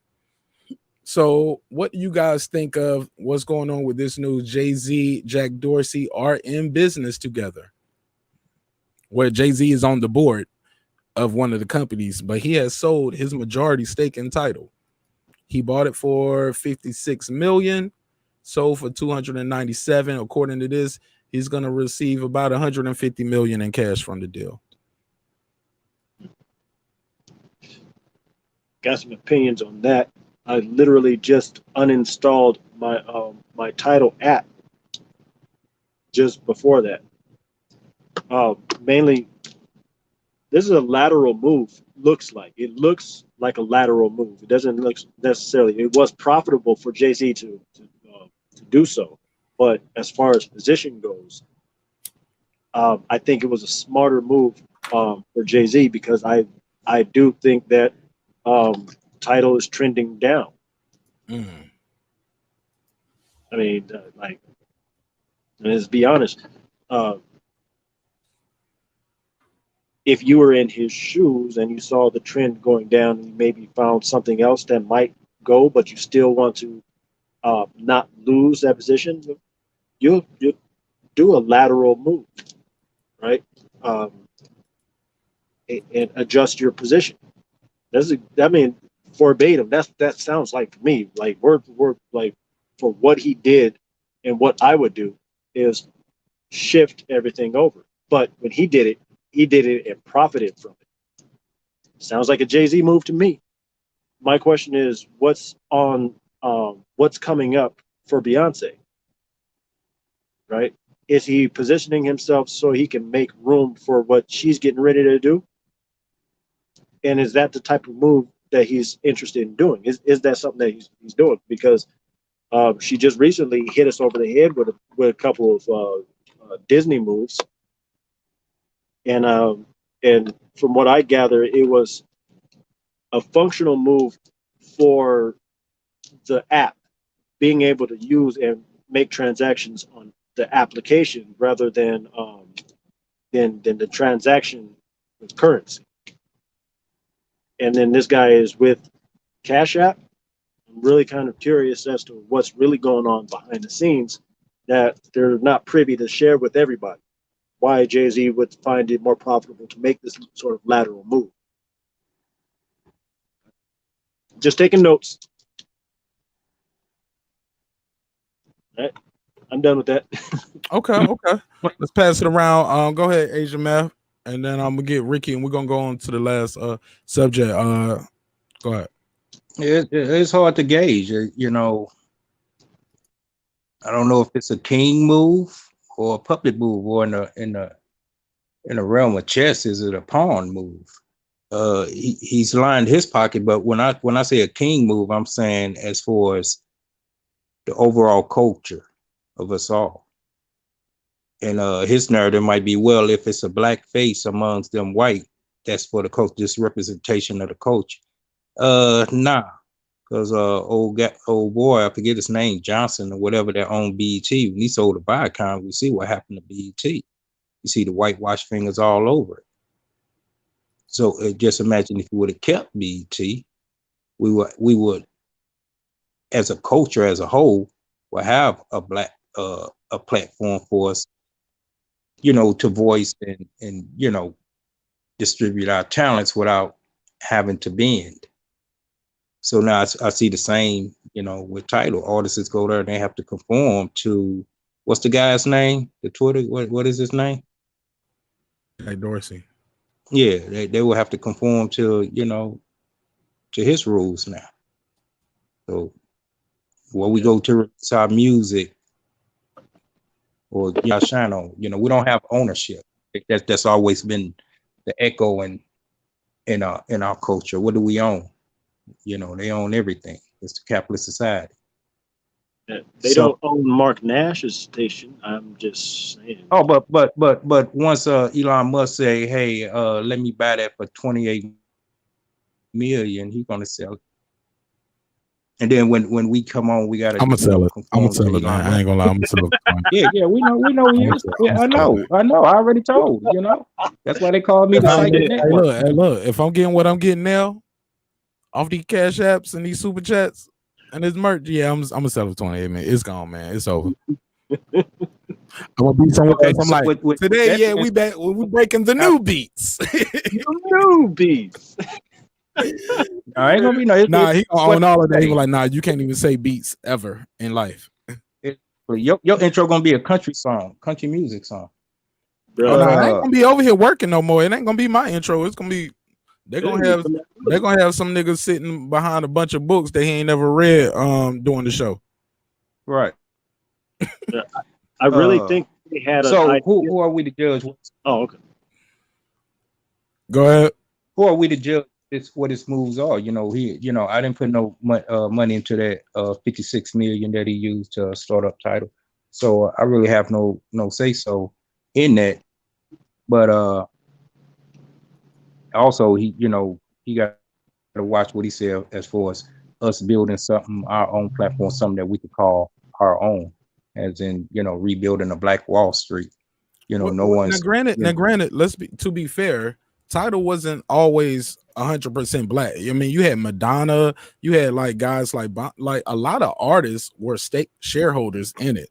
He just had the majority share, if I'm not mistaken. So other people, I remember that Tidal commercial when they first launched it, and you were seeing all the people sitting at the table together. Right. Yeah, So I remember it was that. a lot of people involved.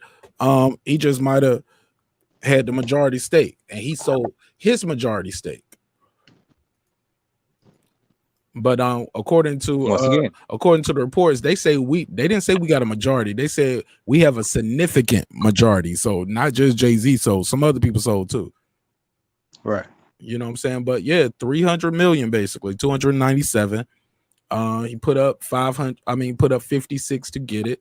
And I remember when this came out too, a while back, he had a lawsuit because, according to him, he got tricked by the people in the tech world. They told him they had more subscribers than come to find out they really did. I'm not sure how that played out, but when you big like that and you send out those kind of lawsuits, like far as like, hey, you did a fraudulent business deal with me when I bought this. You told me you had more people, but you did your tech shit. Like what we know now, how you can fake subscribers. You get what I'm saying? Right. But interview that I saw a while back ago where Jay-Z dropped I think it was 444, and when it hit, everybody wanted it all at once, but the platform wasn't able to handle the numbers of customers. They falsified Sprint, with Sprint. Right. So it crashed. It crashed that whole platform several times. Right. Here's the reason why I think personally that Beyonce went to Disney as a platform instead of going to some other platform to sell her product. Right. It made more sense because Disney can handle the larger numbers and be guaranteed to handle those numbers. Right. So I'm looking at Jay-Z selling off shares in Tidal, and I'm looking like, okay, maybe he's trying to make a move to a platform where they can handle the numbers without crashing. Right. So that's what I'm looking at it as. I'm not necessarily looking at the music part or anything like that. I'm looking at the ability to handle numbers with the platforms. The product. Yeah, and I think it got something to do with currency too, with the NFT shit and Bitcoin and Cash App. Like you're dealing with the people who deal with that kind of business, and it's Twitter. Twitter doesn't have their they're not in there like Facebook and Instagram shake hands, Google and YouTube shake hands. You get what I'm saying? They got YouTube Music. Like Google Play went from being now it's YouTube Music. So I think it's gonna be good to have a company to shake hands with. I don't know how I feel about. I don't know what his place is on the board. They just say you get a board seat, but that could not mean as much as you think it means. Because people can vote you off the board. You know what I'm saying? So, last story. Let's get into this. Eminem is being canceled. Were they trying to cancel Eminem? Can Eminem be canceled? is the question that I had. They want to cancel Eminem because he had some lyrics and his 2010 hit with Rihanna, Love the Way You Lie. And the song Eminem has a line where he says, next time you try to leave, I tie to the, basically I tie you to the bed and set the whole shit on fire. Love the Way You Lie was a smash. I believe he performed this at a Grammy, might have won a Grammy for this as well. Knowing Eminem, he just probably didn't show up. Who knows? But what do you guys think about this? Last story of the day. Weekend recap. This is shit that just popped up on my docket over the weekend. What do you guys think of this right here? Can Eminem be canceled for that lyric in I Love the Way You Lie 2010? Yeah. This is the equivalent to the Salem witch trials, and they're trying to burn quite a few people at the stake right now. I think it's garbage. I'm not a huge Eminem fan. I am a fan of him, and I do appreciate what he contributes to just to the genre itself. But they've been doing a lot of this weird stuff. I mean, T.I., hell, Marilyn Manson is being burned at the stake right now with this cancel culture nonsense. You're going to cancel him because he's got controversial lyrics. This is Marshall Mathers. He started his career off of controversial lyrics.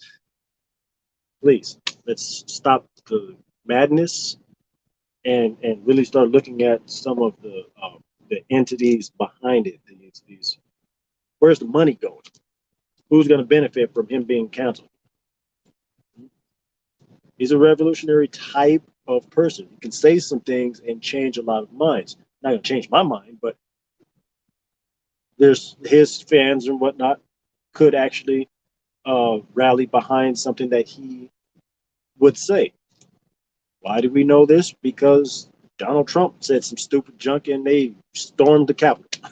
So, what do you want? I don't know. This is the Salem witch trial. I choose not to participate in it. Okay. Go ahead, Rick. Tell me what you think about that. Should Eminem be canceled for his 22 lyrics, Love the Way You Lie, when he talks about tying the girl to the bed and setting it on fire before he lets her leave again? Shit, from what we tell it, shit, you can fucking cancel Pepe Le Pew and Dr. Seuss now. Right? Shit, but I don't think you can cancel Eminem. How can you cancel somebody who don't give a fuck? You know what I'm saying?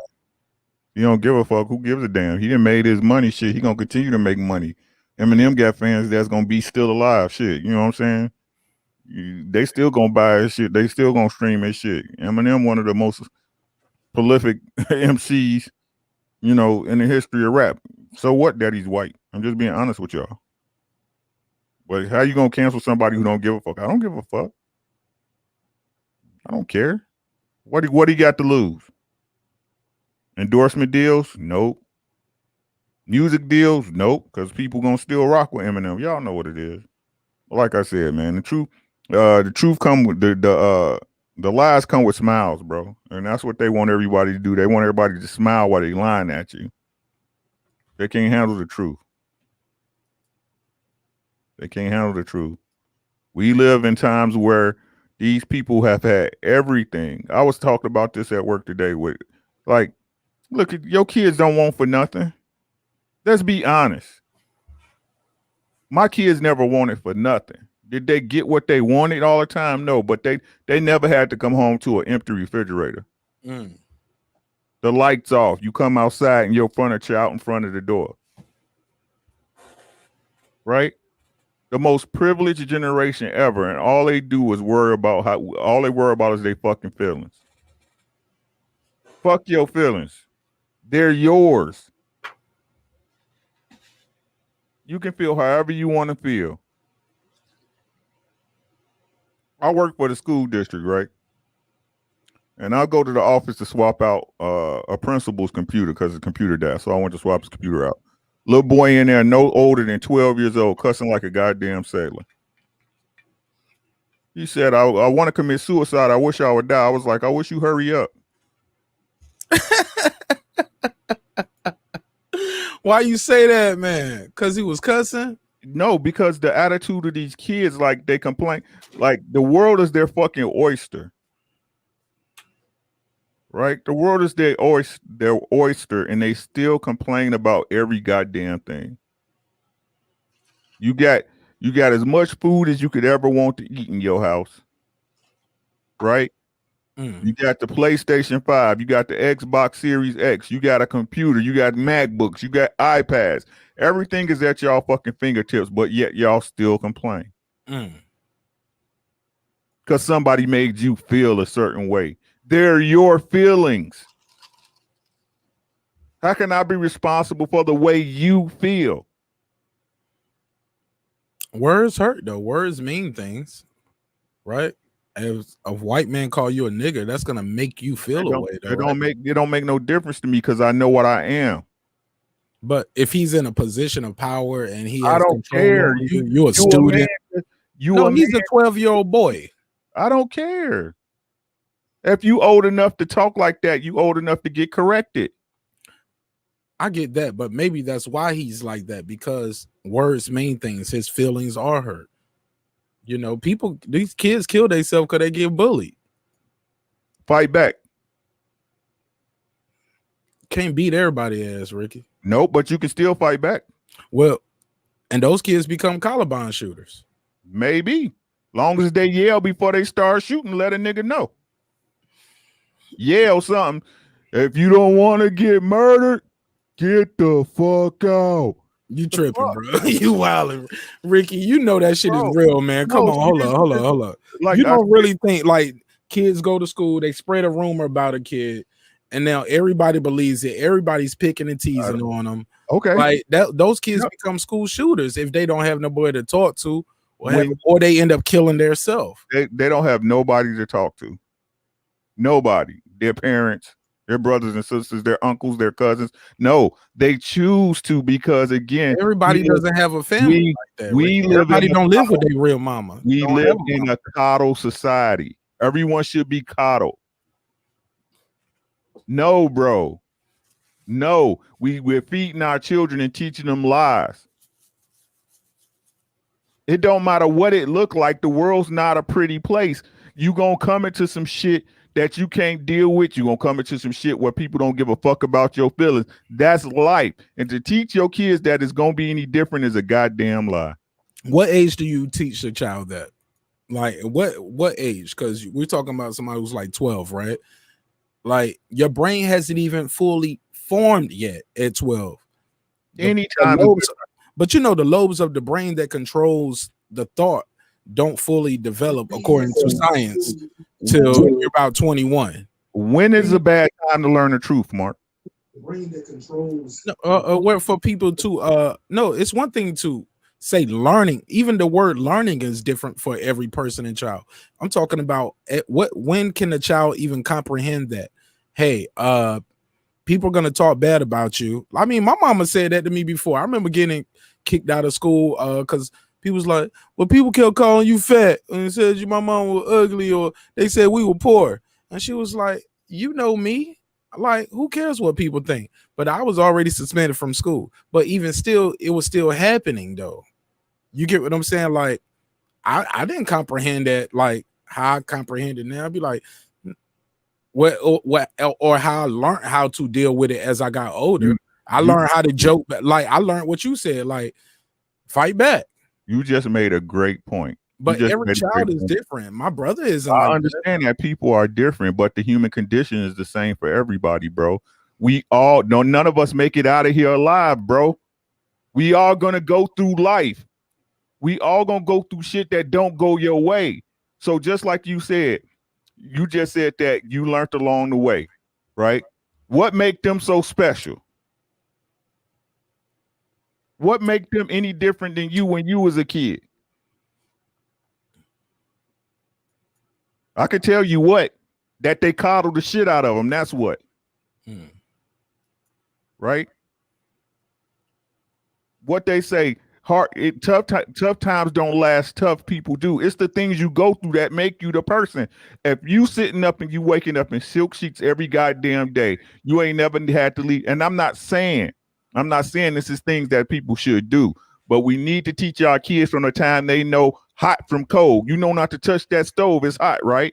That's when you start teaching your children. That's when you start. Life ain't no crystal stair, God damn it. How do you explain bullying to a child? This child, all they know is love and affection at home. How do you a child, that you don't whoop your child, you talk to your child. You get what I'm saying? Like, I got whoopings growing up. Yeah, me too. Talk. But he said, my man gave me the 5. He said me 3. but now granted, my daughter is so young still, but baby Nash, I even still to this day, I can't imagine a time where I might have to pop her ass, but we haven't gotten to that point. You to get what I'm saying? Even with potty training or when she does things now I don't like. Well, you'll be sitting there playing with your baby and she'll just slap the shit out of you or might just hit you with something. Like my daughter keep picking up her toys. I'm laying down sleep. She want me to get up. I might have just sitting there, mom massaging my back. She would come over there, boom. I was like, yo, I'm getting mad at mom. So I'm like, Mrs. Nash, you didn't see her dropping the whole bag of Legos on my face while I'm asleep and you massaging my. She's like, I was watching the TV. I was like, she's right there. She's lying to you. And these ain't the little Legos because I don't want her to eat them. So she got a bag of big Legos and she just wooden blocks, A, B, C, D, E, F, G, all on my face. Boom, boom, boom, boom. So your baby was bullying you? I felt bullied. I felt bullied. Maybe you should fight back. Man, I'm gonna beat baby Nash ass up here. And look, and baby Nash she makes that face when she's sad. Like whenever I yell my voice, I'll be like, hey. Because she know that'll get you. I'll be like, God, I ain't even saying that. She got you right. Or she'll have it in her hand. I'll be like, hey, give me that. I say, give me that. She throw it at me. But now I get to the point, I walk her ass over there. I'll be like, pick it up. She don't pick it up. I pick it up. I hand it to her. And I was like, now give it to me. Right. So I don't know. I'm still learning on the job, man. No doubt. We all do. And you and your parent, and like I say all the time, man, don't be mad at your parents because they only knew what they knew and they didn't know what they didn't know. You know what I'm saying? But it's like I said, man, I don't care what nobody say, man. You know what the character of a person is when you run across them, bro. And if your kid acting like this, they picked it up and molded it from somewhere. It's your job as a parent. It's not the school's job to raise your kids. It's not the daycare job to raise your kids. It's not your grandmama's job. It's your job. Y'all brought that life into this world. Right? The problem is, like I said, people don't want to be held responsible. They don't want to take accountability for the actions they did. And y'all want to sit up there and blame the schools for your kids being that way when it's your fault your kids is that way. It's your fault. Hopefully, all you can do with your children is this, because there's always going to be outside influences that they're going to take in. This is the world, just like you. Your mama taught you all she could for I don't know how many years until you turned 17 or 16 or 15 and you got your nose open, and then mama and daddy couldn't tell you shit. It's the nature of the game. All you can do is teach your children accordingly, set down the baseline and foundation so when life get crazy, they know where to go back to. And for the record, Ricky, and people don't know, you're not just talking. You are talking from experience. You have I got kids that you don't raise. 8 kids. 8. And how many have hit that 15, 16 mark? All of them are grown. All my kids are over 20. So you get what I'm saying? Like, this guy ain't just talking, bro. Like, that's why I when he talk, I let him talk. You know what I'm saying? And Rick, show him, man. Show him, man. Lift up a little bit. Like, you duck behind the mic. Man, show him how you, man, the man is everything he said he was. And he got the waves. He still got his hairline because he ain't yelling at them kids all damn day. Oh, man. He ain't yelling all damn day. He still got all his hair. You can't, bro. That's what people don't understand. Because I'm losing my shit. I'm just yelling at the pit bull. All you can do, argue at my dog more than I argue at my daughter. I'm telling y'all, all you can do is impugn them the right stuff, and hopefully they come back. That's it. That's it. That's all. All these people talking about, oh, you can do this. Stop that cap, bro. Stop that cap. Your kid gonna do what the fuck they want to do, just like you did what the fuck you wanted to do.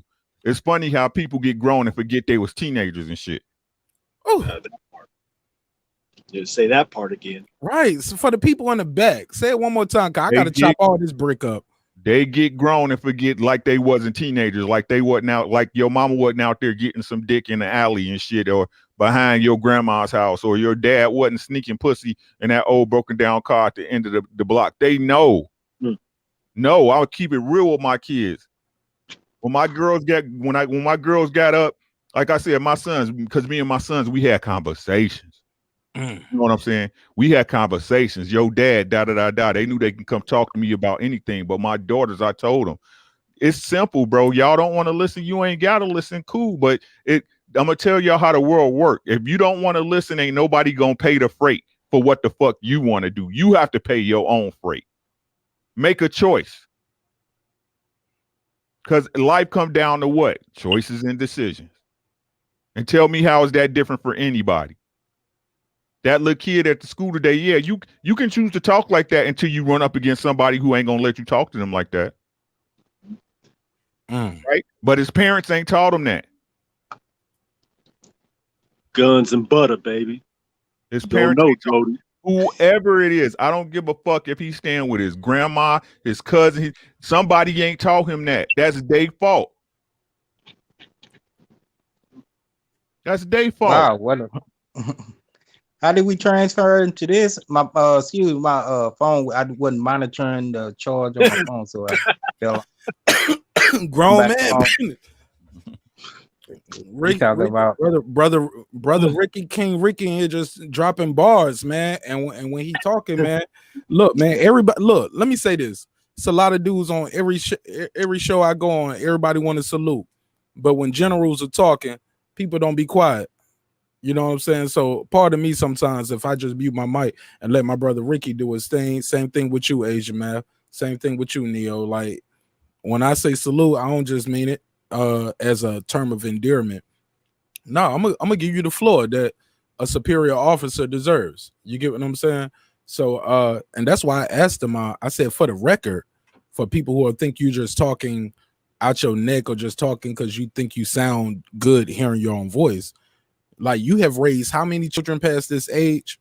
And he just let people know. You get what I'm saying? A little bit about his background and how he give it up the way he give it up. Like he's not just talking. Like, yo, he was like, yo, the kids. I raised a few of my own. Absolutely. Absolutely. From what I wasn't grasp out the conversation. I always told my daughters at a point after I felt like I done regurgitated, you know, so many instructions of the do's and the don'ts. And I let them know this is the final. If I can't teach you, life will. And that was it. And I dropped the mic on that. Now, fortunately, there haven't been too many transgressions in the ones that are grown. The ones that's young, they're still under my tutorship. But it still applies to them, regardless of what age. Yeah, I was a teenager before. I was very rebellious. You know, I ain't gonna go through my whole history and all that, but I am who I am right now, and I'm confident in that. And the most important thing is they know that. And I give them the option. If you feel you can lead me, lead. I love to lay in the bed every day. I don't have to worry about getting up with the hustle and grind because you got it. And I only got one day to wake up and I ain't got no food or I ain't got whatever comfort zone I need to be in. If that's not afforded to me, you're not my leader. I can lead myself. Now, if you need me to lead you, then you need to conform. And my only goal is to make you better than what I am. That's it. I'm only going to push so far. I'm only going to pull so far. And they know that. So it's a hard thing when you get to the point for any parent to let your child go out and find out the hard way. But that's life. and you got to let it manifest the way it's going to manifest. But as the guy Ricky was saying, if you take the time and you put in properly, you pretty much get decent results. You know, it seemed like he have. I know I have. You know, so I'm not complaining about how my children are right now. They're good. They give me no problems. But from what I see in society, from what a generation is right now, it is very troublesome, and it makes you wonder, you know, what direction is our future, you know, is going into. And it's almost like every man and woman for itself, and it does start at home. Absolutely. So in that regard, it is every man for themselves. Everyone needs to be responsible at home, and once again, pretty much know the basics of the do's and the don'ts. So some of these turmoils in our community, you know, wouldn't be as such. All the killings and the senseless acts of violence and just the chaos. You know, the children feeling privileged, they could do what they want, say what they want at an adolescent age, and have no idea of what, you know, what Marq Nash done went through, what the guy Ricky done went through, what Neo done went through. You know, and a lot of, and it's not shaming, they could prove me wrong. I guarantee you over 80% of them couldn't walk the path that I walked and really survive, because I'm constantly seeing the receipts every day. Even today, and you know, in close proximity, a 15-year-old and a 9-year-old lost their life through acts of violence. They didn't take their own life. Someone killed them. Now, is that their fault? You know, I don't know. I don't know all the details of it, but you're seeing it a lot. And once again, we're not going to sugarcoat nothing. Some of it is because of the decision they made. They put themselves in that decision. Yes, at an early age at the tender age of 9, we have our children putting themselves in that situation because of the lack of guidance or the lack of accountability. self-discipline. Accountability. Some of them have people coming from them teaching them the right things, but because they're looking at the others, you know, looking outside, you know, taking in other, you know, just taking in other bad habits, they feel like, hey, this is the way of the world, you know. I could talk crazy to you.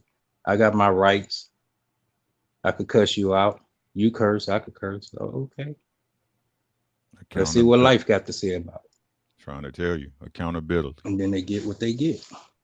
Accountability. So all these parents need to step their game up. It's simple, man. You really care for your child. Family, bro. I keep trying to tell everybody it all starts. I want them out there being another statistic. I agree 100%, Asian man. Go ahead, Ricky. I don't want that for mine. And if they did chose that route, it's because, you know, it wouldn't. I wouldn't feel bad because it wouldn't be because of me. I didn't push them to it. I didn't neglect them.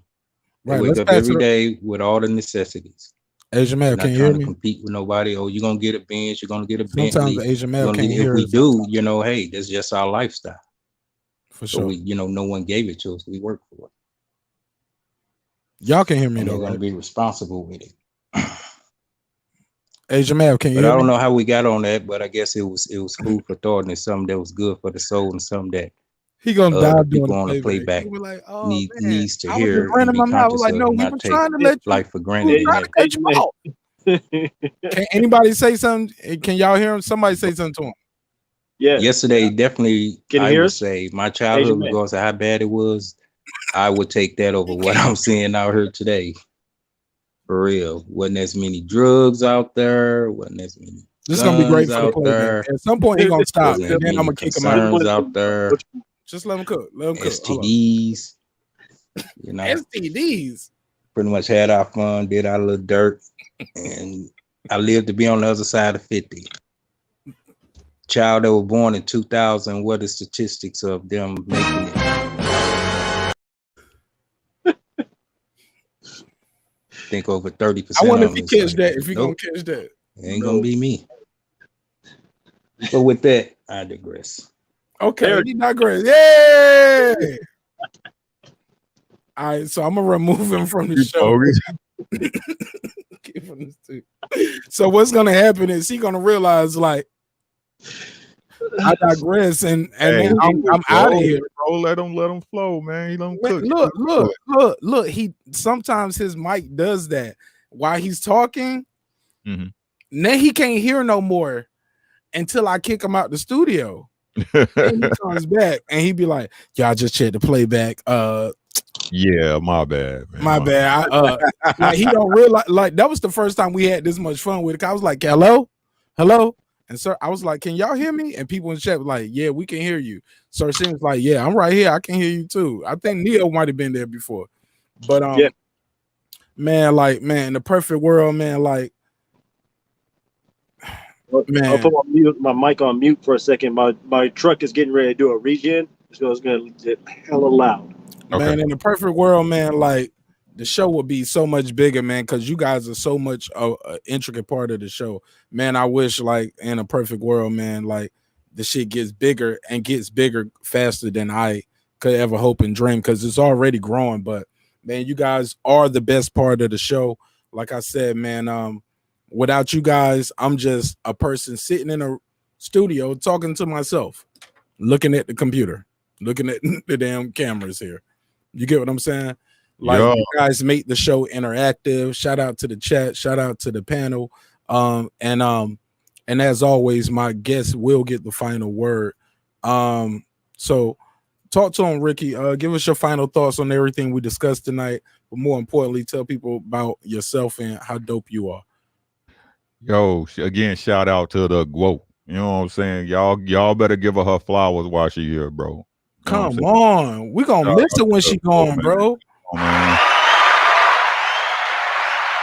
Shout out to the GWO doing what they saying could be done if you were only a white man. You know what I'm saying? Clarissa, I see you, baby. I see you, baby. Don't let them tell them to kiss that fine old ass of yours, girl. I got you. I ain't even tripping about it. Yo, and coming to America, hey, I dug it, man. Y'all should go see it. It's on Amazon Prime. You know what I'm saying? Get your mama logged in. Go ahead and knock that out. You know what I'm saying? As far as Jay-Z, man, that's just business, bro. It's just business. It ain't personal. You know what I'm saying? I mean, ownership, whatever you want to call it. Nobody knows the insides or outsides, the ins and outs of that deal. Maybe he still got majority. Only who the fuck knows? But it's business. Y'all already know what it is. The bag. Who gives a fuck about the music as long as you get the bag? That's what it is. And how the fuck you gonna cancel a motherfucker who don't give a? I don't give a fuck. Listen. Because I don't give a fuck. I said I don't give a fuck. I don't give a fuck. I don't give a fuck. Eminem don't give a fuck. Cancel him. He probably gonna write a diss song about y'all canceling. You know what I'm saying? But as far as that goes, man, it's your boy Ricky Williams. Make sure y'all follow me on YouTube. I still ain't hit 1K. To those people that subscribed, I appreciate you. To the people that ain't gonna subscribe, fuck y'all. You know what I'm saying? It's cool. Also check me out on Instagram at RARE_dubs. Make sure you follow me. I do play-by-plays on fights on fight nights. Little something to keep you interested. And of course, you can friend me on Facebook under Ricky Williams. I will friend you. And make sure y'all keep checking out the hardest working man on YouTube. It's that boy Marq Nash. It's your boy Ricky Williams. When you're looking for me, check for that logo. I'm out of here. Shout out to Ricky Williams, one of the best to ever do this shit, man. I promise you, man. Like, we do not agree on everything. We actually disagree more times than we agree on Bud versus Arrow. I think we should put some of the weight on Arrow as well, man. Hey, Ricky, man, when we gonna set up that full Marq Nash, Ricky Williams, EJ Bud Crawford debate? When we gonna set that up? Cause we can do a simulcast where we casted the both channels at the same time. Hey man, email me. You know what's up. I got you. All right, man. We got to do that, man. We got to do that. We got to do it for the culture. No doubt. But it'll get clicks. That's a goddamn show. Yeah, man. Yeah, man. We're gonna get it in. We're gonna get it in. We're gonna get it in. You know what I'm saying? And we're gonna come with some data. And it's not even I don't even want to call it a debate. because we already know what it is. Bob Arum don't want to put up the bunny. Bob Arum don't want to pay these guys what we think they worth. That's a whole nother conversation. And but I know the people who subscribe to my channel, they hit me all the time. They be like, man, when y'all gonna talk about some more boxing, man? Like we need to have one of more. Yeah, man, let's get back into it. Yep. I know sometimes those conversations get so toxic. You get what I'm saying? Yeah. And like I said, I gotta sanitize my platform. I'm known for more than just talking about boxing, and I have more to offer to my subscribers than just that, of course. No doubt. You get what I'm saying? So with that said, man, Neo, give us your final thoughts. But Rick, man, I gotta get up with you too, man, because I need to get one of your hoodies. You got merch now too, right? Can you put the link for your merch in the chat? I sure can.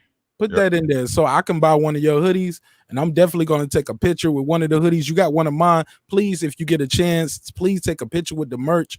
If you got the merch out there, please take a picture wearing the merch so we can use it on the and promote you on your channel. I'm gonna put the logo on it, you know, to support you and yours, but also just you wearing the hoodie. That means so much to me and the platform, especially. You got it right there. Hey, let's knock it out on Wednesday. On Wednesday, we can all wear sweaters. That's cool. On Hump Day, Wednesday Hump Day. Yeah, but I actually want you to take the picture though, so because I'm a creator, because I'm gonna make a new intro. I got a new intro coming for my show that I'm making. Oh, for sure, I got you, bro. Yeah, I'm working on something right here. Consider it done, bro. I got you. Man, means everything to me. But definitely, I'm gonna cop one of yours ASAP, and I'm definitely want to help promote you. Like so some days I'll be doing the show wearing yours. So put the link in the comments so the people can get that. Neo, talk to people about who you are, what you got going on, and we're gonna close this one out because we already over the time. Neophyte Bokor Tourist. I am your friendly neighborhood voodoo practitioner. Okay. Hold on a second. There you go. Out here doing my little thing, trying to bring some healing, mentally, physically, whatever you need, to just the people. You know what I mean?